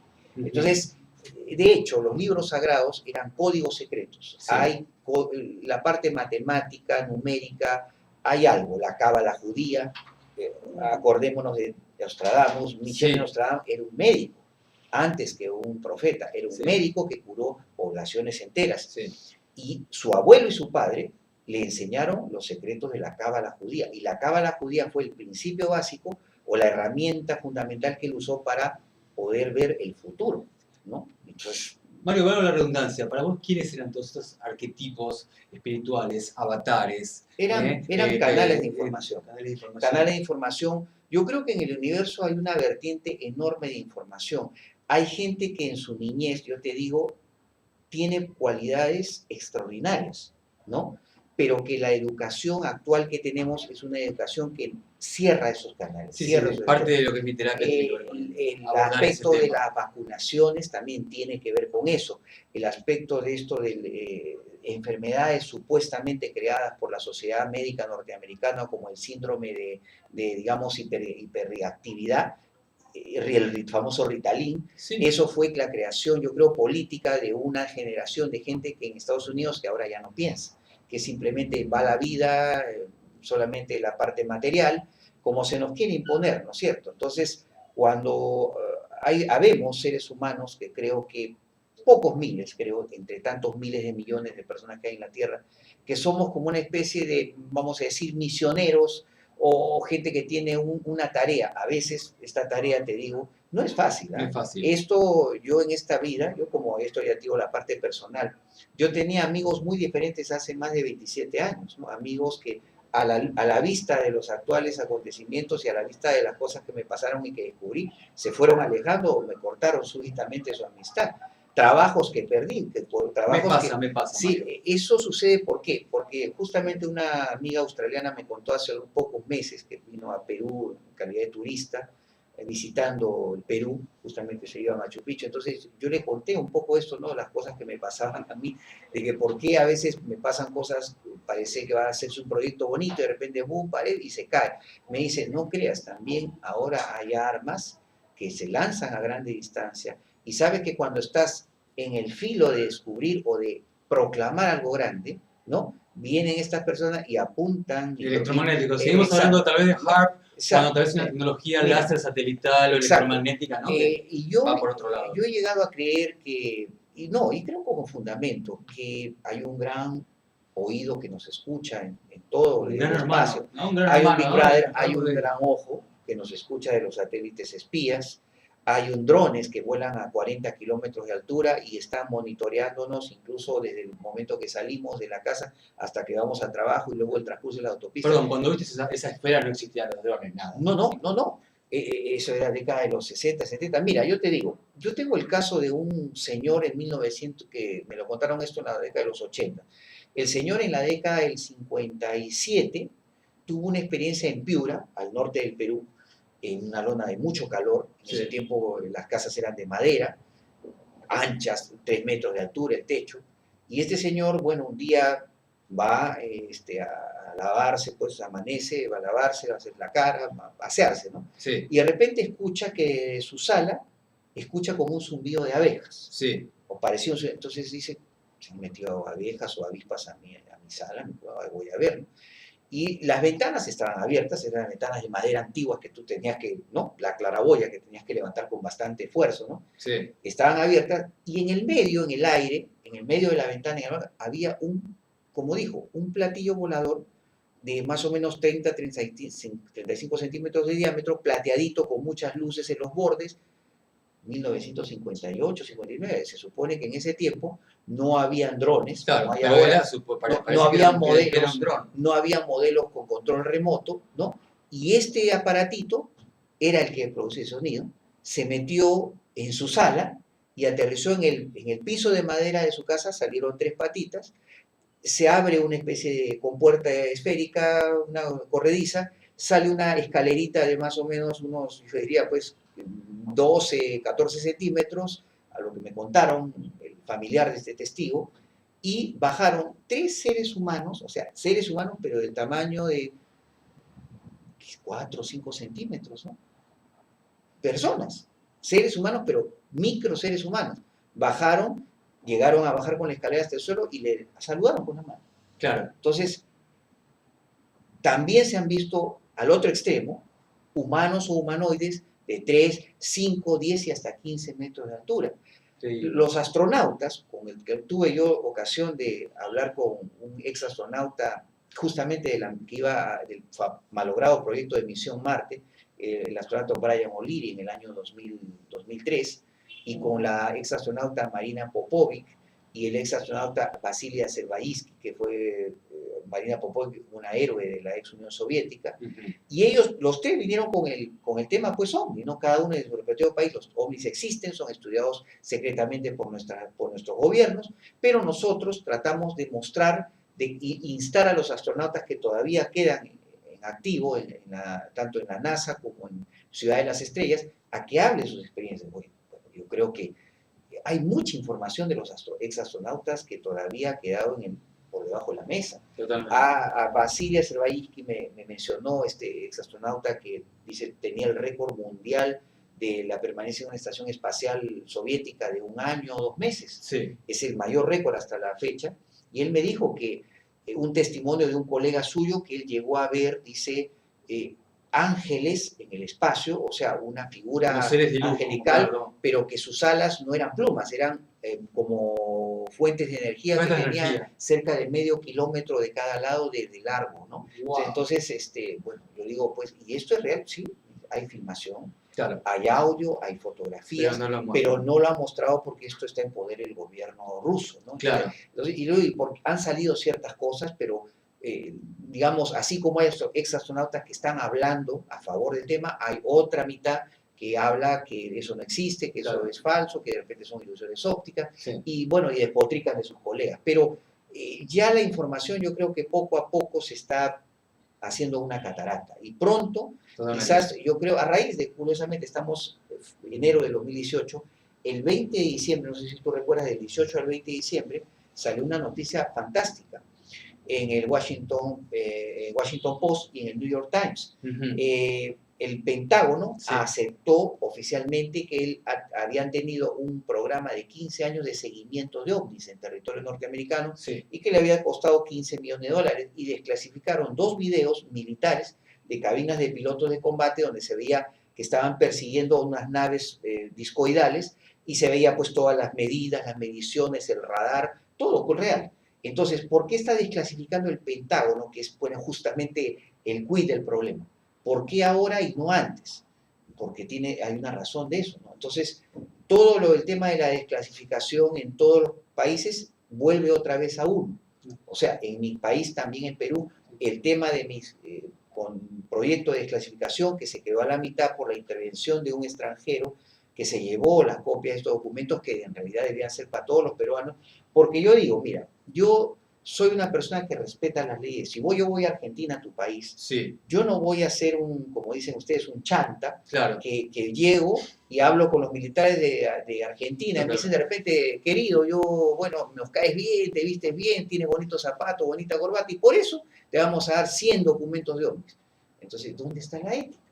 Yo no voy a ir a quitarle pues a los ufólogos argentinos todo el material. Yo no voy a ir a Ucrania a quitarle a los ufólogos ucranianos, ¿no?, todos los documentos militares que ellos tengan. Yo no voy a ir a China a quitar a los 1.300 millones de amigos chinos, sí. todos los documentos, que deben ser miles, cientos de miles, ¿no? Sí. Que dicen que China es el mayor... Sí, me acordaba de Bob Dean en una de sus conferencias. De Robert Dean, claro. De Robert Dean, ahí en el 2010, que decía que él tenía unas diapositivas que muchas no las, o sea, digamos, lo que fue las fotografías de la famosa cara oculta de la luna, que muchas se vendieron a Japón. Japón le compró aparentemente a la NASA de diapositivas. Sí, y las compró, incluso, ¿no? De que, bueno, así, la ex Unión Soviética ha llegado a soltar imágenes de la cara oculta de la luna, donde, ojo, hay una información reciente que habla que China ha corroborado que hay fortalezas construidas. Tengo un amigo en Miami que él me dijo que había hablado con un astronauta de una de las misiones Apolo, incluso que decían que en la zona oculta de la Luna habían fortalezas de oro, e incluso obeliscos y estatuas de oro puro que medían más o menos, ojo, mira, 15 millas de altura. Sí. Richard Hoagland, que trabajó en la NASA en los 60, digamos que hizo un trabajo exhaustivo con respecto a esta desclasificación y demostrar que es así. Mario, ¿qué es la Luna para vos? Desde tu investigación, ¿no? ¿Qué es la Luna? La Luna es una base extraterrestre. Mira, ¿por qué el hombre no regresó a la Luna? Cuando el hombre llega a la Luna, ¿no?, en el 1969, el 20 de julio, Armstrong y Aldrin, hubo una transmisión secreta que se filtró porque fue un radiooperador italiano que se colgó con su, digamos, aparato de radiotransmisión de onda corta, llegó a grabar en cinta de audio, de esas antiguas, esos minuto y medio que Armstrong, digamos, ellos 2 minutos después censuraban de la información, la editaban para que no llegara cosas que no les convenían. Y en esa grabación se ve, ¿no? Armstrong habla de gigantes, habla de naves también portentosas que se habían alineado al borde del cráter donde ellos estaban, que prácticamente había fortalezas y había seres que estaban caminando cerca de la zona del alunizaje y que verdaderamente, probablemente, sí les habían ordenado filmar y fotografiar y que Mirlo Rojo, que fue la investigación que hizo JJ Benítez, que todavía está en camino, porque es una investigación a medio camino, pero Sí. que reveló que la información de las filiales, ojo, aquí hubo filiales de la NASA en los 60s y 70 en Perú, en Lurín Me imagino. había mucha información que yo estoy pensando alguna vez poder llegar a sacarla vía judicial o vía constitucionalmente. Todavía hay mucha información que se debe llegar a saber. Sabemos que muchos gobiernos de Perú fueron pro-norteamericanos, ¿no? Y que agentes de la CIA, de la NASA, de la Agencia de Seguridad Nacional han estado trabajando con los gobiernos peruanos, con los militares, con la policía, el caso pues de los ovnis estrellados. Y bueno, yo creo que la Luna es definitivamente una base espacial gigantesca extraterrestre. Muchos de los experimentos que se hicieron denotaron que la Luna, cuando detonaron una carga nuclear, la Luna vibró durante 72 horas. 72 horas. Es imposible. Vicente Fuentes hizo un trabajo increíble en su canal exactamente. Durante 10 ediciones de y eso que probaba, que la Luna es un cuerpo hueco y que alberga una civilización intralunar. Esta civilización son seres que miden cerca de 5 metros, ¿no? Y que, eso sí, ellos han decidido, comunicaron al gobierno americano y al gobierno soviético que no iban a permitir más, o sea, visitas humanas a la Luna. Porque una de las cosas que debimos saber es que parte de lo macabro de la NASA fue que ellos encontraron muchas estructuras piramidales, muchas fortalezas que mandaron a destruir con detonaciones atómicas. Entonces, una de las razones básicas, lógicas, que no puede regresar el ser humano a la Luna es porque han contaminado radiactivamente toda la superficie lunar. Esa es una de las razones fundamentales. La otra razón es que esta civilización intraterrestre continúa existiendo dentro de la Luna. Totalmente. David Icke cita, cuando le preguntan a un científico ruso, no me acuerdo el nombre, un libro donde hay un montón de datos de las irregularidades. De hecho, la Luna, con respecto a las otras lunas en el sistema solar, sí, hay muchas irregularidades, ¿no? Como sí, por ejemplo, la única que gira circularmente en vez de elípticamente, mostrando siempre la misma cara. Claro. Con respecto al tamaño, con respecto a masa y diámetro, con respecto al planetoide, y digamos que es demasiado, demasiado grande y otras cosas, ¿no? Hay datos técnicos sobre la NASA que son muy extraños y muy particulares, como el caso también de las lunas Phobos y Deimos, que dicen sobre todo Phobos. Los científicos rusos ya en la década de los 70 decían que teorizaban, y creo que llegan a la conclusión de que Phobos era un cuerpo hueco y probablemente artificial, no natural.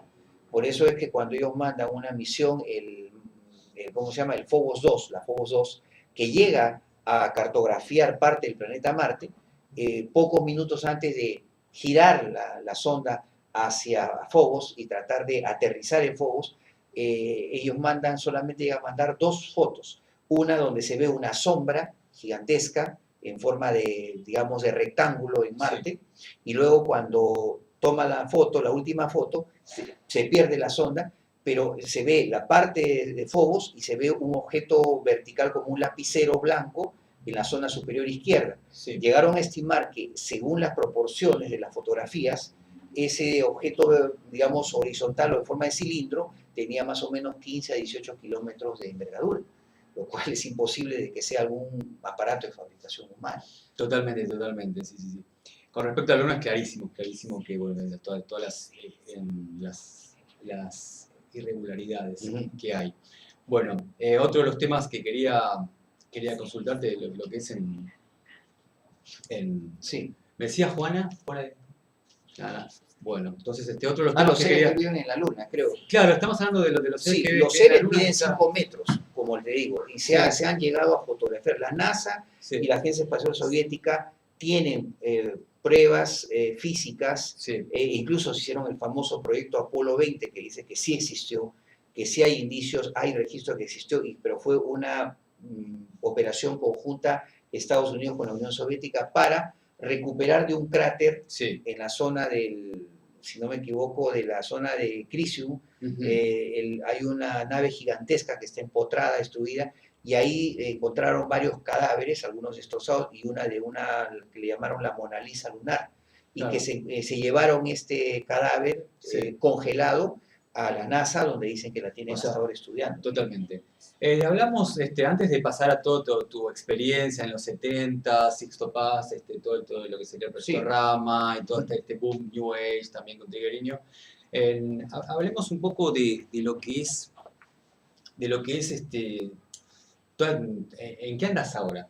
Digamos ahora, ¿no? Aquí Bueno, ahora, ¿dónde muchas sos? cosas. Bueno, como te digo, he estado dando conferencias en los últimos años, no con la cantidad que debiera, Sí, porque, bueno, ahora primero encontrar locales en Lima es cada vez más difícil. La parte económica ha cambiado bastante y en provincias hay mucha voluntad, mucho interés, pero poco dinero, como dicen. claro. Entonces, Es más, yo casi todas las conferencias la hemos organizado con mi esposa. Como te digo, nosotros teníamos una serie de cronogramas de sí, invitaciones al extranjero que se estaban haciendo hasta el 2012, 2011. A mí me han invitado a Bolivia y a Chile, que fue nuestra última invitación sí, antes de entrar en este tema de la claro. desclasificación. A raíz de esto es que curiosamente todas esas Claro, invitaciones requiere se cayeron. presupuesto, tiempo. No, ha habido, lo que nos han contado es que ha habido una censura no solamente a nivel de Perú, sino a nivel de Sudamérica, porque hemos tocado verdaderamente intereses creados. Pero aceptamos ese reto y a pesar de eso hay personas que, como te digo, ¿no? Investigadores que acá nos han dicho, Sí, muy jóvenes, sí, que tienen menos de 30 años, pero que, bueno, han llegado a decir que el problema de Mario Segarra no es el tema del señor extranjero mexicano que se llevó los documentos, sino para estas asociaciones.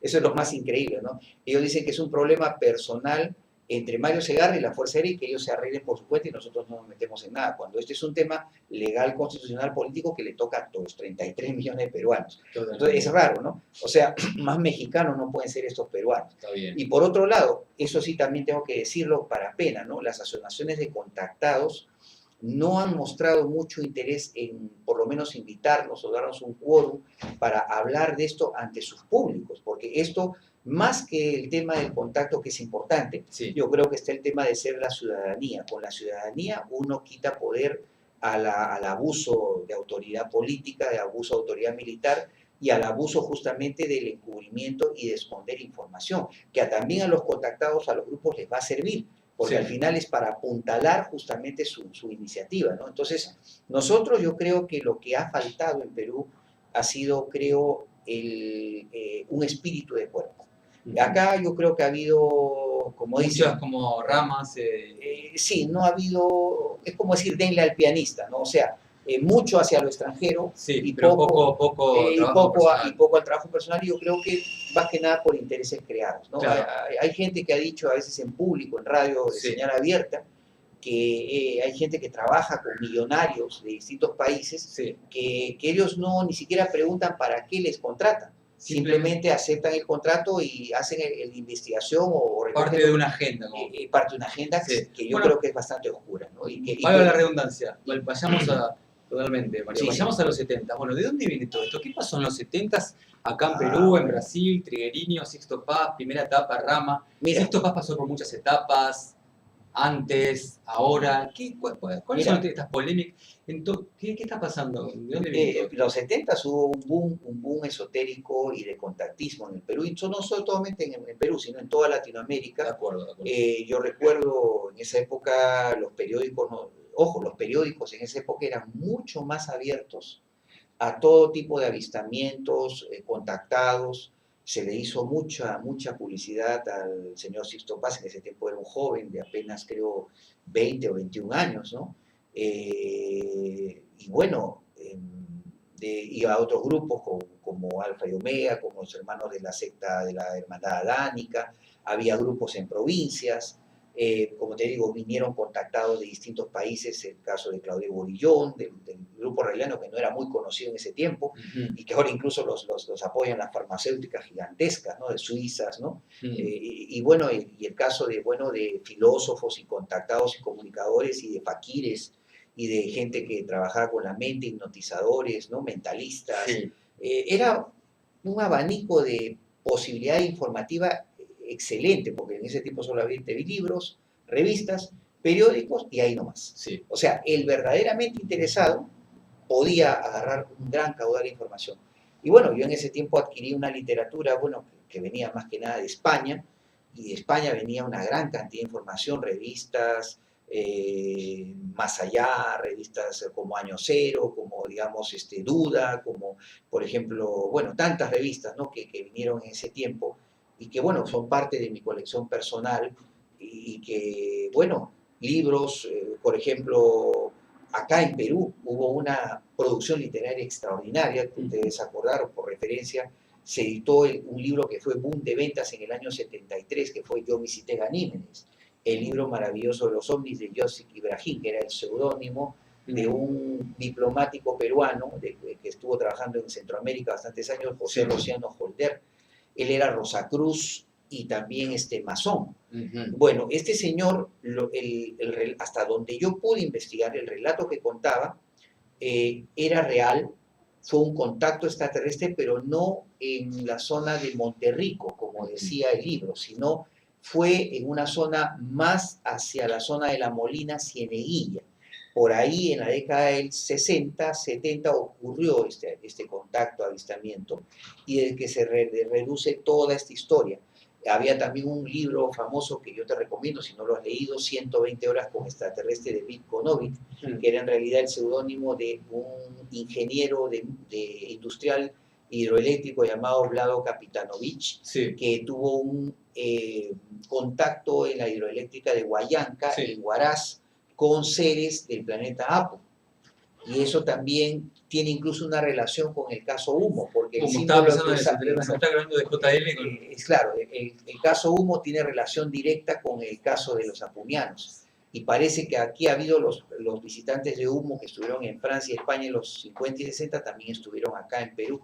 Yo tengo el caso que pronto, quizás si fue posible en tu canal, lo voy a revelar también. ¿Sabe con eso? Es el caso de un contactado llamado Pelayo Coronado, que no sé si tú lo conoces.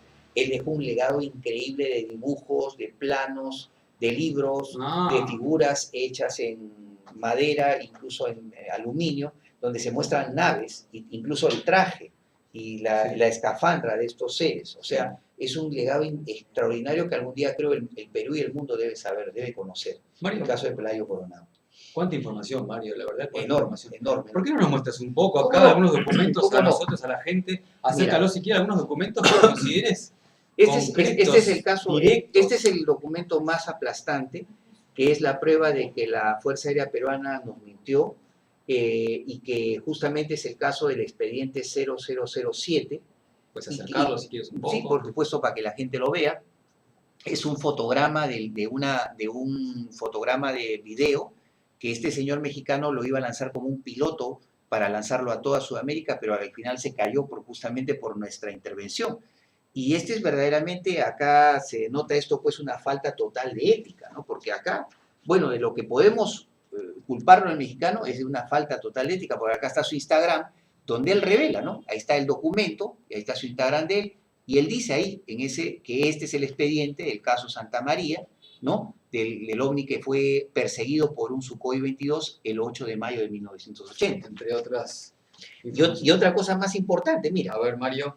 A nosotros la Fuerza Aérea nos había dicho oficialmente en septiembre de 2013 que no tenía ningún expediente ovni en sus archivos.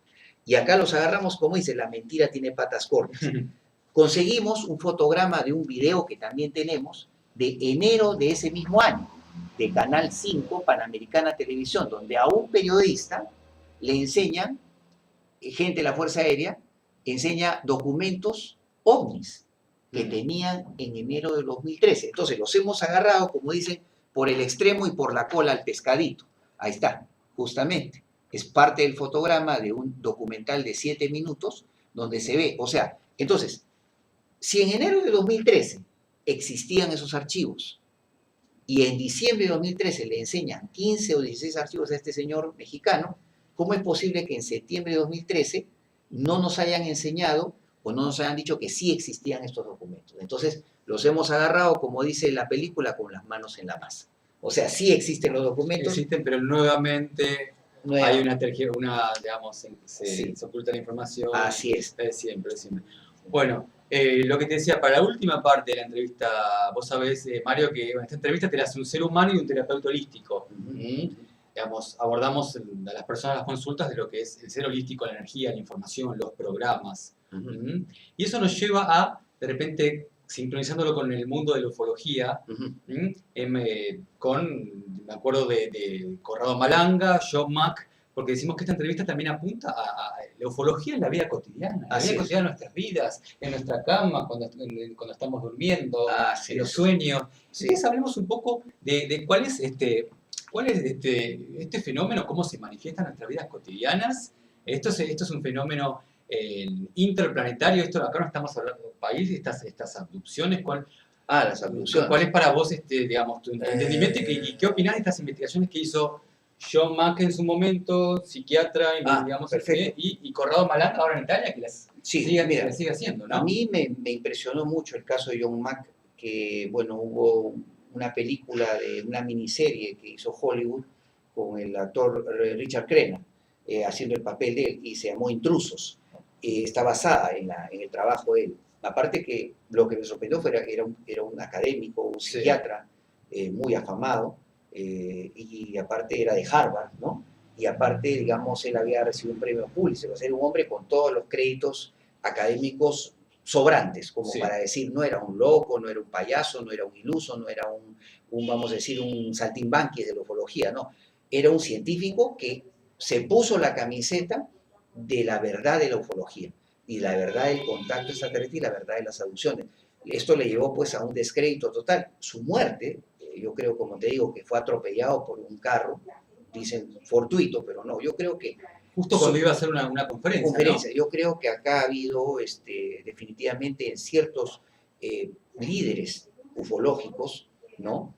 Que han querido avanzar un poco más allá y que tenían una credencial alta, fueron silenciados en su momento. El doctor James McDonald en la década del 70, que fue el primer académico de una universidad que estudió el tema científicamente y probó de que había realidad en ese tema.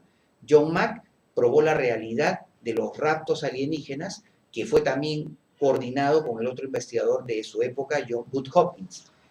Entonces que verdaderamente, y que investigó el aparente caso de secuestro de Javier Pérez de Cuéllar, que fue secretario general de las Naciones Unidas en ese tiempo. O sea es real para vos. Es real el caso. Lo que pasa es que acá ya llegar a Pérez de Cuéllar es muy difícil porque es una persona que actualmente es muy anciana, está muy enferma, está rodeado solamente por médicos o enfermeras y sus familiares directos no permiten ningún acceso ya a la prensa, digamos, pública, ni nacional ni internacional.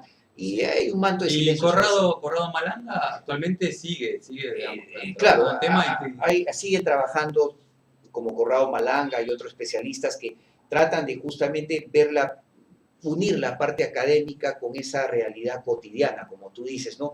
Mira, contacto, como decías, no, acá estamos hablando de un contacto, ¿no? El contacto, las abducciones, todo es parte, el fenómeno ovni, el avistamiento es un aspecto, el contacto es otro aspecto, la abducción es otro aspecto, el tipo de razas es otro aspecto.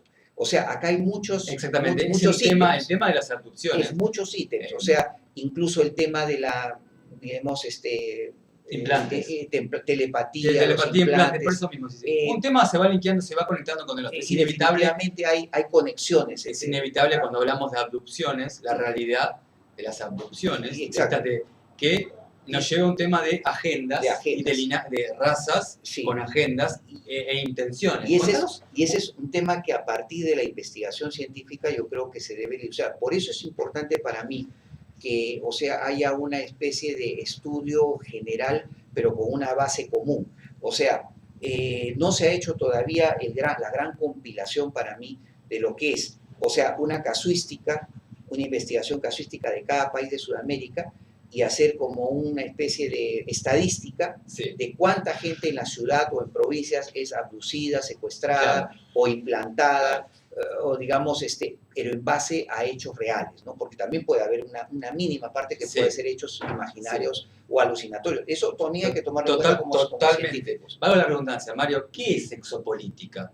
Tenés que Bueno, la decirle a la gente qué es la exopolítica, exopolítica para entonces. hacerlo en ¿Cuál es palabras exopolítica? fáciles, es simplemente cuando ya se acepta la realidad física del tema OVNI, se tiene que ver las consecuencias de todo tipo. De hecho, el día del gran contacto, eso va a haber consecuencias políticas, consecuencias religiosas, consecuencias culturales, consecuencias económicas, consecuencias educativas. Hasta la vida cotidiana se va a ver afectada por este tema. Por eso es que hay mucha gente que, por ejemplo, acá me vas a disculpar un poco cierta ignorancia de algunos coterráneos míos que cuando me atacaron sobre el tema de los documentos y me decían hasta que yo los había inventado, yo los había falsificado, decía, y entonces, ¿y para qué sirven esos documentos supuestos si fueran verdad? ¿De qué le sirve a un niño escolar de primaria o de secundaria? ¿De qué le sirve a una señora que va al mercado a luchar contra los precios cotidianos? Justamente está el hecho, ¿no? Entonces, en la misma pregunta del ignorante, ¿no? Que hace ese tipo de preguntas como para hacer denigrar a uno su trabajo, es decir, simplemente, si se sabe que estos seres, el 100%, ojo, no usan dinero, se sabe que muchos de estos seres han curado enfermedades que para la ciencia humana son incurables. Han curado. Se sabe que estos señores pueden materializar, algunos de estos seres pueden materializar objetos. Otra de las cosas que la ciencia actual no puede llegar a hacer, ¿no? La materia es energía y la energía es materia, pero no llega a algo. Entonces, ahí está la respuesta. Se cae todo este Todo. O paradigma, sea, esta matrix, se de cae. esta O sea, concepción dual, esta creencia de exacto. carencia Entonces, jerárquica exacto. y piramidal. Entonces, y se caen los intereses creados de por qué hay gente que oculta esta información. Entonces, y de ahí llega a la pregunta, ¿no? Estos seres creen en Dios, definitivamente que sí. La postura del Vaticano, de muchas religiones sobre el tema, que eran tan cerradas hace 40, 50 años, y ahora de repente ya son aperturistas, comentan sobre el tema. El Vaticano se pronunció ¿cuántas veces? 7 veces sobre el tema. El Observatorio Vaticano, que es la parte científica, que dicen sí, son seres reales, pueden ser también seres de la creación de Dios y podrían ser bautizados, según, ¿no? O salvados, claro, definitivamente. O sea, y verdaderamente ha habido papas que se han pronunciado sobre el tema. Juan 23 no Sí, solamente habló de ellos, sino que aparentemente tuvo un encuentro personal con un extraterrestre de 2,5 metros en los jardines de Castel Gandolfo, en el mismo Vaticano.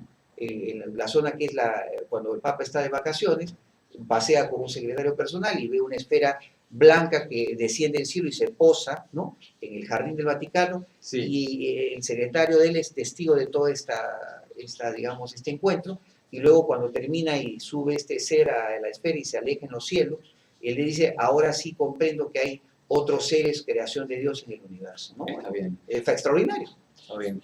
Hablábamos de todas estos fenómenos de las abducciones, ¿no? Inevitablemente pasamos a todos estos linajes, a todas estas razas. Uh-huh. Vayamos, por ejemplo, de aquí, de la monarquía de Inglaterra, a Sumeria, Babilonia, Proto-Babilonia. Uh-huh. ¿Estás de acuerdo? ¿Estás de acuerdo con David Icke que de repente hay como una suerte de agenda Sí, de razas que interactúan con nosotros de cierta, digamos, una mixtura, sí. digamos, de linaje Mira, que no se mezclan nunca y hasta el día de hoy están aquí con nosotros? parte de lo que ¿Cuándo? dice David Icke se aplica acá. No sé si escuchaste hablar alguna vez de la historia de las piedras de Ica. Las piedras de Ica, descubiertas en 1971 por el doctor Javier Cabrera, en el Valle de Ica, que es justamente cerca de la zona donde se está hablando este tema de Nazca, de las momias de Nazca, ¿no? De esto de los estridáctilos, ¿no? De las momias Sí. tridáctilas, ¿no? Bueno, Javier Cabrera descubrió en estas 5.000 o 6.000 piedras de una cantera que un campesino, Basilio Uchuya, le facilitó, ¿no? Y que esta cantera existe, ya fue mostrada por Juan José Benítez en su programa La huella de los dioses del planeta encantado, y que es real, estas piedras son reales. También ha habido falsificaciones, pero el hecho justamente de demostrar. Ahora, con la información que tengo, yo puedo decir que el gobierno de entonces, que era un gobierno militar de izquierda socialista, el general Velasco Alvarado, complotó con el Instituto Nacional de Cultura, de entonces, para hacer quedar mal a Gabriel Cabrera sobre este tema. Nuevamente Entonces, se repite la historia de censura, de encubrimiento y de denigración, sí, denigración, y de subestimación. Claro, y se veía pues en estas piedras seres tridáctilos, seres humanoides cazando dinosaurios, humanoides mezclados con reptiles, ¿no? Sí. Es decir, las piedras de Ica son más o menos la conclusión de las leyendas sumerias. O sea, toda esa piedra que decían que tenían más de 100.000 años de antigüedad, ahí mostraban esta Mario, evidencia. ¿qué son para vos las momias acá? Es un hecho real. Curiosamente, al saliente exministro de Cultura, que ya no está, que se llama Salvador del Solar, un actor metido político, un actor de cine, de teatro, de televisión, pero que parece que quedó grande en el saco de la parte política. Sí. Le hicieron una pregunta hace solamente un par de semanas, en una ceremonia de despedida, y le preguntaron, ¿no? ¿Qué opinión tiene sobre las momias de Nazca, las momias triáqueres? Él se montó en cólera, puso mala cara y dijo que no me estés haciendo esas preguntas, esto no es una entrevista, no es una conferencia de prensa. No, simplemente le estoy haciendo una pregunta puntual y quiero una respuesta puntual. No voy a comentar de eso. O sea, una total evasión, una audiencia total, probablemente porque estaba aleccionado por orden superior de que no hablar de ese tema. Entonces, pero de todas maneras, te prometo que nosotros vamos a pedir constitucionalmente que el actual ministro de Cultura, que es el exdirector de la Biblioteca Nacional de Perú, sí se pronuncie bajo la ley 27.806, la misma ley de transparencia informativa, y le demandemos una información oficial sobre el tema de las momias de Nazca, ¿no? Está bien. Y va a la redundancia, ¿qué son las líneas? Bueno, de Nazca. La línea de Nazca es un hecho de una civilización milenaria que, ojo, no solamente estuvo en Perú, estuvo en Estados Unidos, claro. Hay en el desierto de Utah y de Nevada rastro de estas líneas, claro. Hay también en Chile. Esto fue creado desde el aire. En el desierto de Atacama, en el desierto de Gobi, en Hawái, en Ecuador. O sea, muchos países del mundo han tenido estas líneas de Nazca. Y más aún, la NASA ha fotografiado en la región de Sidonia también líneas parecidas o similares a las de Nazca. ¿Eso qué quiere decir? Que no solamente fue una cultura milenaria en el planeta Tierra, sino fue una cultura que vino de otro planeta, probablemente de Marte. Yo siempre digo que Marte fue la primera Tierra, Tierra número 1. Nosotros ya somos la Tierra número 2, ¿no? Y entonces nosotros somos simplemente los descendientes o el experimento genético que estos extraterrestres, que lo representaron en los sumerios, ¿no? Objetos que incluso fueron saqueados por los soldados norteamericanos en Irak, no se llevaron muchas cosas de esas. Claro. Entonces, para justamente borrar las huellas de esa civilización que vino a este planeta y que hizo estos cruces genéticos para producir el homo, lo que llamamos el homo Mario, sapiens. Medio Oriente, ¿cuestiones de petróleo o cuestiones electromagnéticas, portales? Sí, yo creo que es parte de todo, ¿no? O sea, el petróleo es una excusa siempre para poder meterse a los países, ¿no? Yo creo que hay un tema de los portales. Acá también en Tiahuanaco hay portales, en el Perú, en Machu Picchu, en el Cusco, en Urubamba hay portales, en Ecuador, en la zona del pueblo de los Tayos hay portales, ¿no? Y donde la NASA se ha metido juntamente con el gobierno americano, con el ejército americano, y parece que hay mucha evidencia de que eso ha ocurrido, ¿no? Mendoza ahí en Argentina, ERX. También Mendoza, ERX, ¿no? Córdoba. Digamos, hay portales que verdaderamente funcionan y verdaderamente son pasos a otras dimensiones, otro mundo, de repente, o otros planetas, ¿no? Donde de repente hay un intercambio de información o de otro tipo, ¿no? Sí. Mario, la Tierra hueca, ¿qué pasa con los polos? Sí. ¿Qué son los polos? La Tierra es hueca, sí. El proyecto, digamos, del almirante Byrd en la década de los 30, donde se lleva toda una escuadra gigantesca de militares, ¿no? Sí, llegaron a ver los linderos de esta tierra, llegaron a ver parte de esa tierra prometida que nunca llegaron, y que parte de ese documental que duraba cerca de 10, 15 minutos fue pasado, dice, en varias autocines de esa época, y después fue retirado por el mismo gobierno americano para que no quede huella de que haya habido pues esta evidencia fotográfica. Entonces, ahora, la tierra hueca es un principio universal. Se sabe de que hay tierra hueca en Saturno, en Júpiter, en Urano, en Neptuno, en Venus, en todos los planetas del sistema solar y en otros exoplanetas hay un orbe externo y hay un orbe interno. Interno, ¿no? Y hay Como un sol interno. un sol interno. ¿No? Nassim Haramein habla mucho de Cuando tú lees pues, Viaje al centro de la Tierra, se Bien. recoge parte de esa, parte de esa información.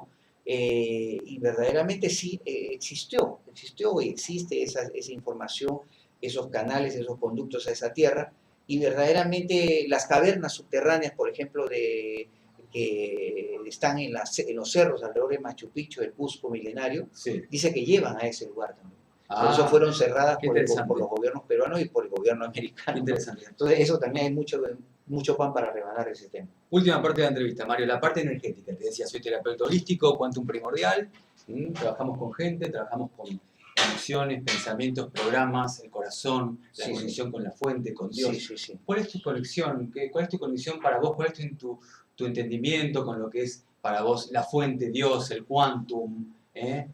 Con respecto a lo que es estar acá.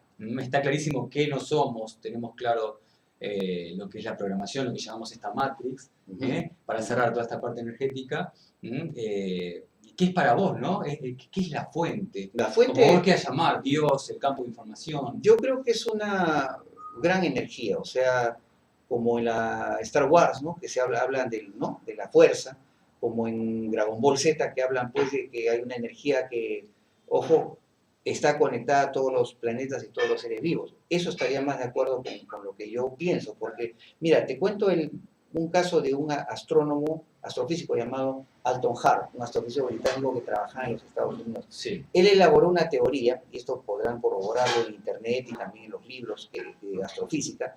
Él elaboró una teoría y fue complementada con observaciones en varios observatorios en Gran Bretaña, en Estados Unidos, en Hawái, de que muchas de las constelaciones, las espirales, están unidas sutilmente. Él hizo una especie de fotografía especial, creo, de radiotransmisión o radiotelescopio y de rayos infrarrojos ultravioleta, donde se veía que había energías sutiles o cordones sutiles que conectaban un cosmos con el otro, una galaxia con otra. Entonces quiere decir que todo es como una gran telaraña. Y cuando él propuso esto en un consorcio, en una conferencia astrofísica, fue burlado, fue rechazado, y a partir de ahí todos sus proyectos de observación fueron cerrados, cancelados. O sea, y le dijeron que era como un apestado que jamás le iban a volver a dar apertura en ninguna zona. Hablabas de George Lucas, me acordaba de las escenas del maestro Yoda, cuando hablaba de como sería el gran espíritu, ¿no? Estos mitos de Hopi o en Australia, que hablan de un gran espíritu, esta red, ¿no? Digamos que toda es una interdependencia energética. Creo que el alma de uno, la energía de uno, la energía sutil de uno está conectada con este universo o con esas energías superiores o con esas entidades superiores. Yo creo que así como hablan que hay 17 dimensiones más allá de la tercera dimensión y de la cuarta dimensión, yo creo que efectivamente hay incluso muchas más dimensiones sutiles, ¿no? Que todavía el conocimiento, la materialidad cerebral de pensamiento, nosotros pensamos en 2, 3 dimensiones, pero dice que para poder llegar a estos niveles tenemos que pensar en más dimensiones, ¿no? Entonces yo creo que falta de que la parte vibracional... Carl Sagan, ¿no? Carl Sagan hablaba mucho de curiosamente, eso, ¿no? cuando se volvió escéptico, yo me sorprende de Sagan, porque Sagan comenzó siendo un defensor de la hipótesis extraterrestre.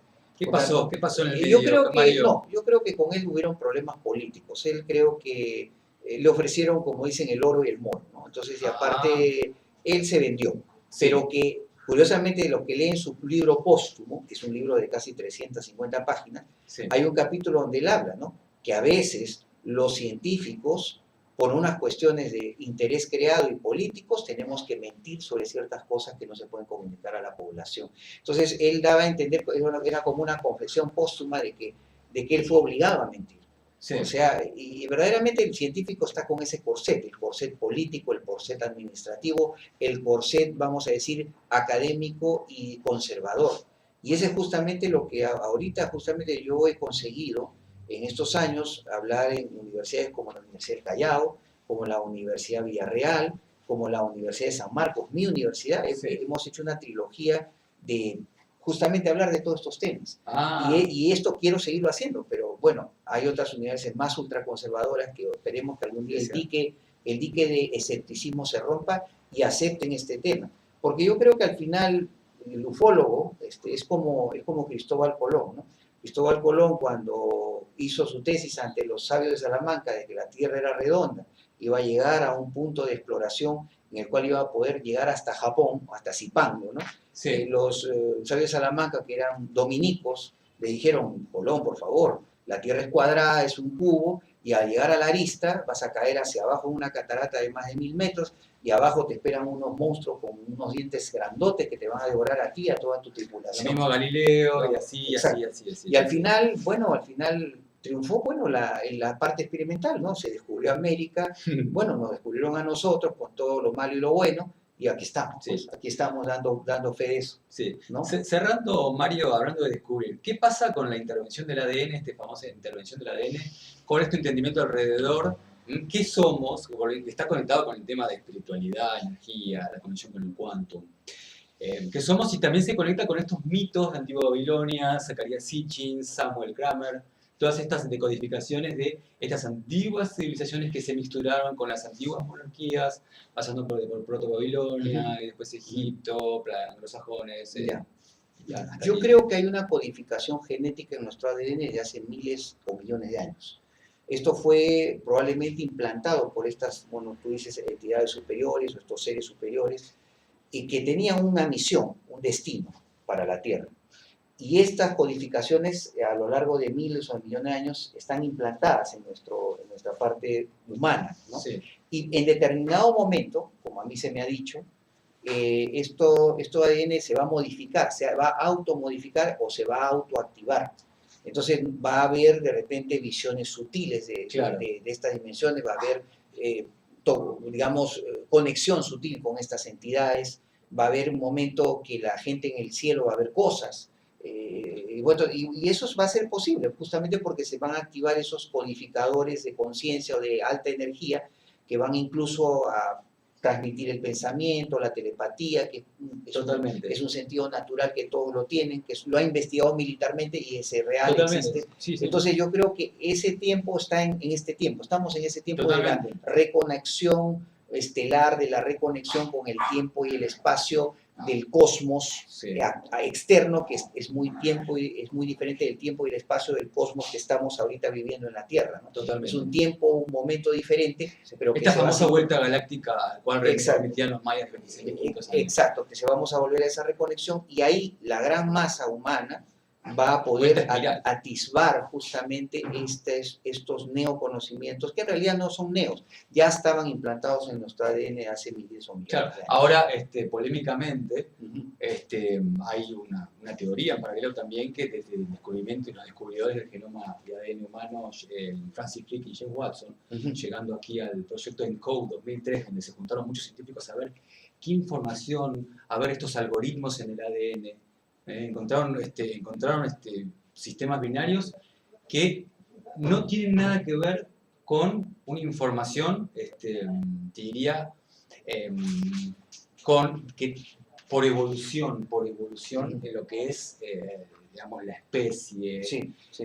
Lo que quiero, para resumirlo, lo que quiero decir es que han encontrado como que se ha metido mano a nivel código genético. Hablamos de unos, entre comillas, razas creadoras o inteligencias o entidades conectadas con el campo de información. Sembradores. Y como que sembradores. Y se habla, ahora están descubriendo inclusive en todo el Instituto Quantum en Rusia, Peter Garariev, Borotov, y otros más están descubriendo, están investigando el ADN, este famoso ADN basura, mal llamado ADN basura, como que ahí están estas informaciones naturalmente, este ser telepático, autosanador, que tiene que ver con las terapias que yo estoy investigando, que tiene que ver con que son todas cosas naturales, están ahí pedadas, guardadas. Y una manera de activarlas, a veces uno ha dicho, es simplemente, bueno, llenándose de buenas energías, ¿no?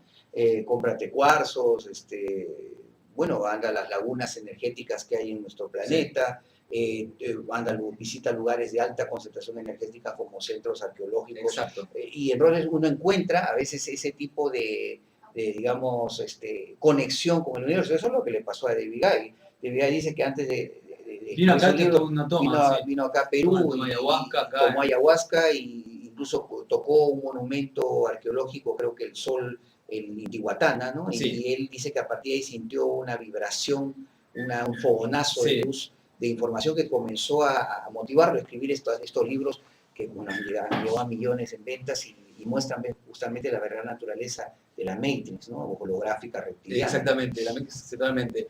Cerrando el tema de qué somos, ¿no? Cuánta información cae en nosotros mismos también, ¿no, Mario? Claro, ¿En qué somos? En la biología, el corazón, lo que las antiguas en culturas chamánicas llamaban el corazón, la respiración, así es. la sensación, esto que lo que hablamos de la metáfora de Star Wars, ¿no? De la conexión con la naturaleza, ¿no? ¿Cuánto hay en nosotros mismos? ¿Cuánto hay en nosotros mismos? Del cosmos interno, como en el Tao Te Ching, ¿no? Como una frase que siempre repito del Tao Te Ching, Lao Tse, hace 2500, no hace falta salir de tu casa para conocer el cosmos, ni siquiera mirar por la ventana. Así es. Significa que lo macro está en lo micro y lo micro está en lo macro. Claro, es lo que digo yo, ¿no? O sea, en el campo de la investigación, yo pienso que el que está en una biblioteca es tan importante trabajarse como el que va al campo. Aunque es bueno hacer 50-50, ¿no? Pero hay gente que, por ejemplo, se dedica al tarotismo, a la cartomancia. Sí. He conocido gente muy capaz en eso, no lo puedo negar. Hay gente que se dedica a la telepatía, al mentalismo, y es muy buena, y no lo niego. Hay gente que se dedica a la hipnosis regresiva, claro, y es muy buena. Se complementa. ¿no? Y hay gente que también hace la regresión a vidas pasadas, y verdaderamente es extraordinario, ¿no? Hay mucha información dentro de cada vida pasada, dentro de cada ser humano, que puede dar mucho ejemplo a la humanidad, ¿no? Totalmente. Y yo digo siempre, ¿no? O sea, el ser humano tiene que, nunca, yo creo que donde tenemos que llegar al punto, y eso es lo que justamente está faltando en esta época para los jóvenes, ¿no? Nunca crean a esas personas que digan yo lo sé todo, porque esa es simplemente la actitud de los necios. Totalmente. Y lamentablemente los necios están creciendo como hongos en este planeta. Y en realidad eso es por una directiva, ¿no? Justamente, ¿no? Sí, y tal vez por cierta desesperación, porque la vuelta galáctica esta es inevitable. No, entonces, y no solamente eso, sino que ahora vemos, es lo más gracioso que estoy viendo en el YouTube ahora, que yo también, bueno, veo a muchos youtubers, así como tú, ¿no? Claro. Ahora están apareciendo una especie rara de youtuber que nunca he visto en estos 7 o 10 años que estoy puesto con el internet, ¿no? Sí. Que se dedican ahora a defender a funcionarios públicos, a científicos y a políticos. Claro. Eso es, nunca había visto eso, ¿no? Claro. Entonces, yo creo que es, exacto. Trolls. Yo creo que no es que estas personas de repente dicen, no, nosotros, ¿no? Y después dicen, o se levantan cada mañana y dicen, hoy día voy a defender al ministro de Cultura, voy a defender a la arqueóloga o antropóloga tal. Sino, yo creo que eso es teledirigido y, como dicen, hay mermelada detrás de eso, ¿no? Mario, un gustazo estar acá con vos charlando acá en Perú, en Muchas Lima. Gracias. Un investigador de tu calibre con respecto a este tema, así con esta seriedad, con este corazón, la verdad que es un gusto. Gracias. Así que, bueno, yo te agradezco esta deferencia. Acá Mario estuvo con la documentación. Con la documentación, que es parte de otras cosas que te voy a enviar definitivamente. Bueno, gracias por esta oportunidad. Por favor, un gusto, Mario. Un gusto, y yo quiero mandar todo mi saludo a todos los amigos televidentes y oyentes que nos están viendo en este momento, y quiero, bueno, mandarles mi ¿cómo se comunica la gente con vos? ¿Cómo se contacta con vos, Mario? Yo tengo 3 Facebook, uno es Mario Segarra con Z, así lo buscan, otro es Mario Segarra Torres, y otro buscan simplemente en mayúsculas DUP, o sea, Disclosure UFO Perú. Son 3 Facebook que pueden visitarlo, pueden inscribirse, pueden hacerme la invitación, yo los acepto en el instante. Si tienen temas de testimoniales OVNI, de contacto, de avistamientos, fotografías, filmaciones, encantado, y simplemente testimonial de escrito, encantado de orar. Hay un teléfono que no sé si puedo dar para todo lo que... Es el espacio, Mario. Pueden llamarme al 511-933-770-005. Vuelvo a repetir, 511-933-770-005, o al correo electrónico en minúsculas Mario OVNI, o sea, Mario por un lado, OVNI por el otro, junto, 20 en número, o sea, marioovni20 @hotmail.com. Me pueden escribir también ese correo a los Facebook o al teléfono que ya les dije. Cualquier invitación nacional o internacional que quieran hacer para algunas conferencias, estoy llano a cualquier invitación. Muchas gracias y bueno, hasta la próxima oportunidad. Bueno, buenísimo, gracias Mario. Bueno amigos, últimos días acá en Lima, Perú, cerrando con las terapias Quantum Primordial. terapias holísticas y cuánticas del ser, muy contentos acá con la resonancia del océano trabajando juntos. Así que bueno, seguimos con la gira primordial, estaremos ya la semana que viene en Miami Beach. Así que muy contentos amigos y no olviden suscribirse al canal y poner like si les gustó la nota acá con este privilegio con Mario. Así que Gracias. chao, chao. Gracias. Hasta luego.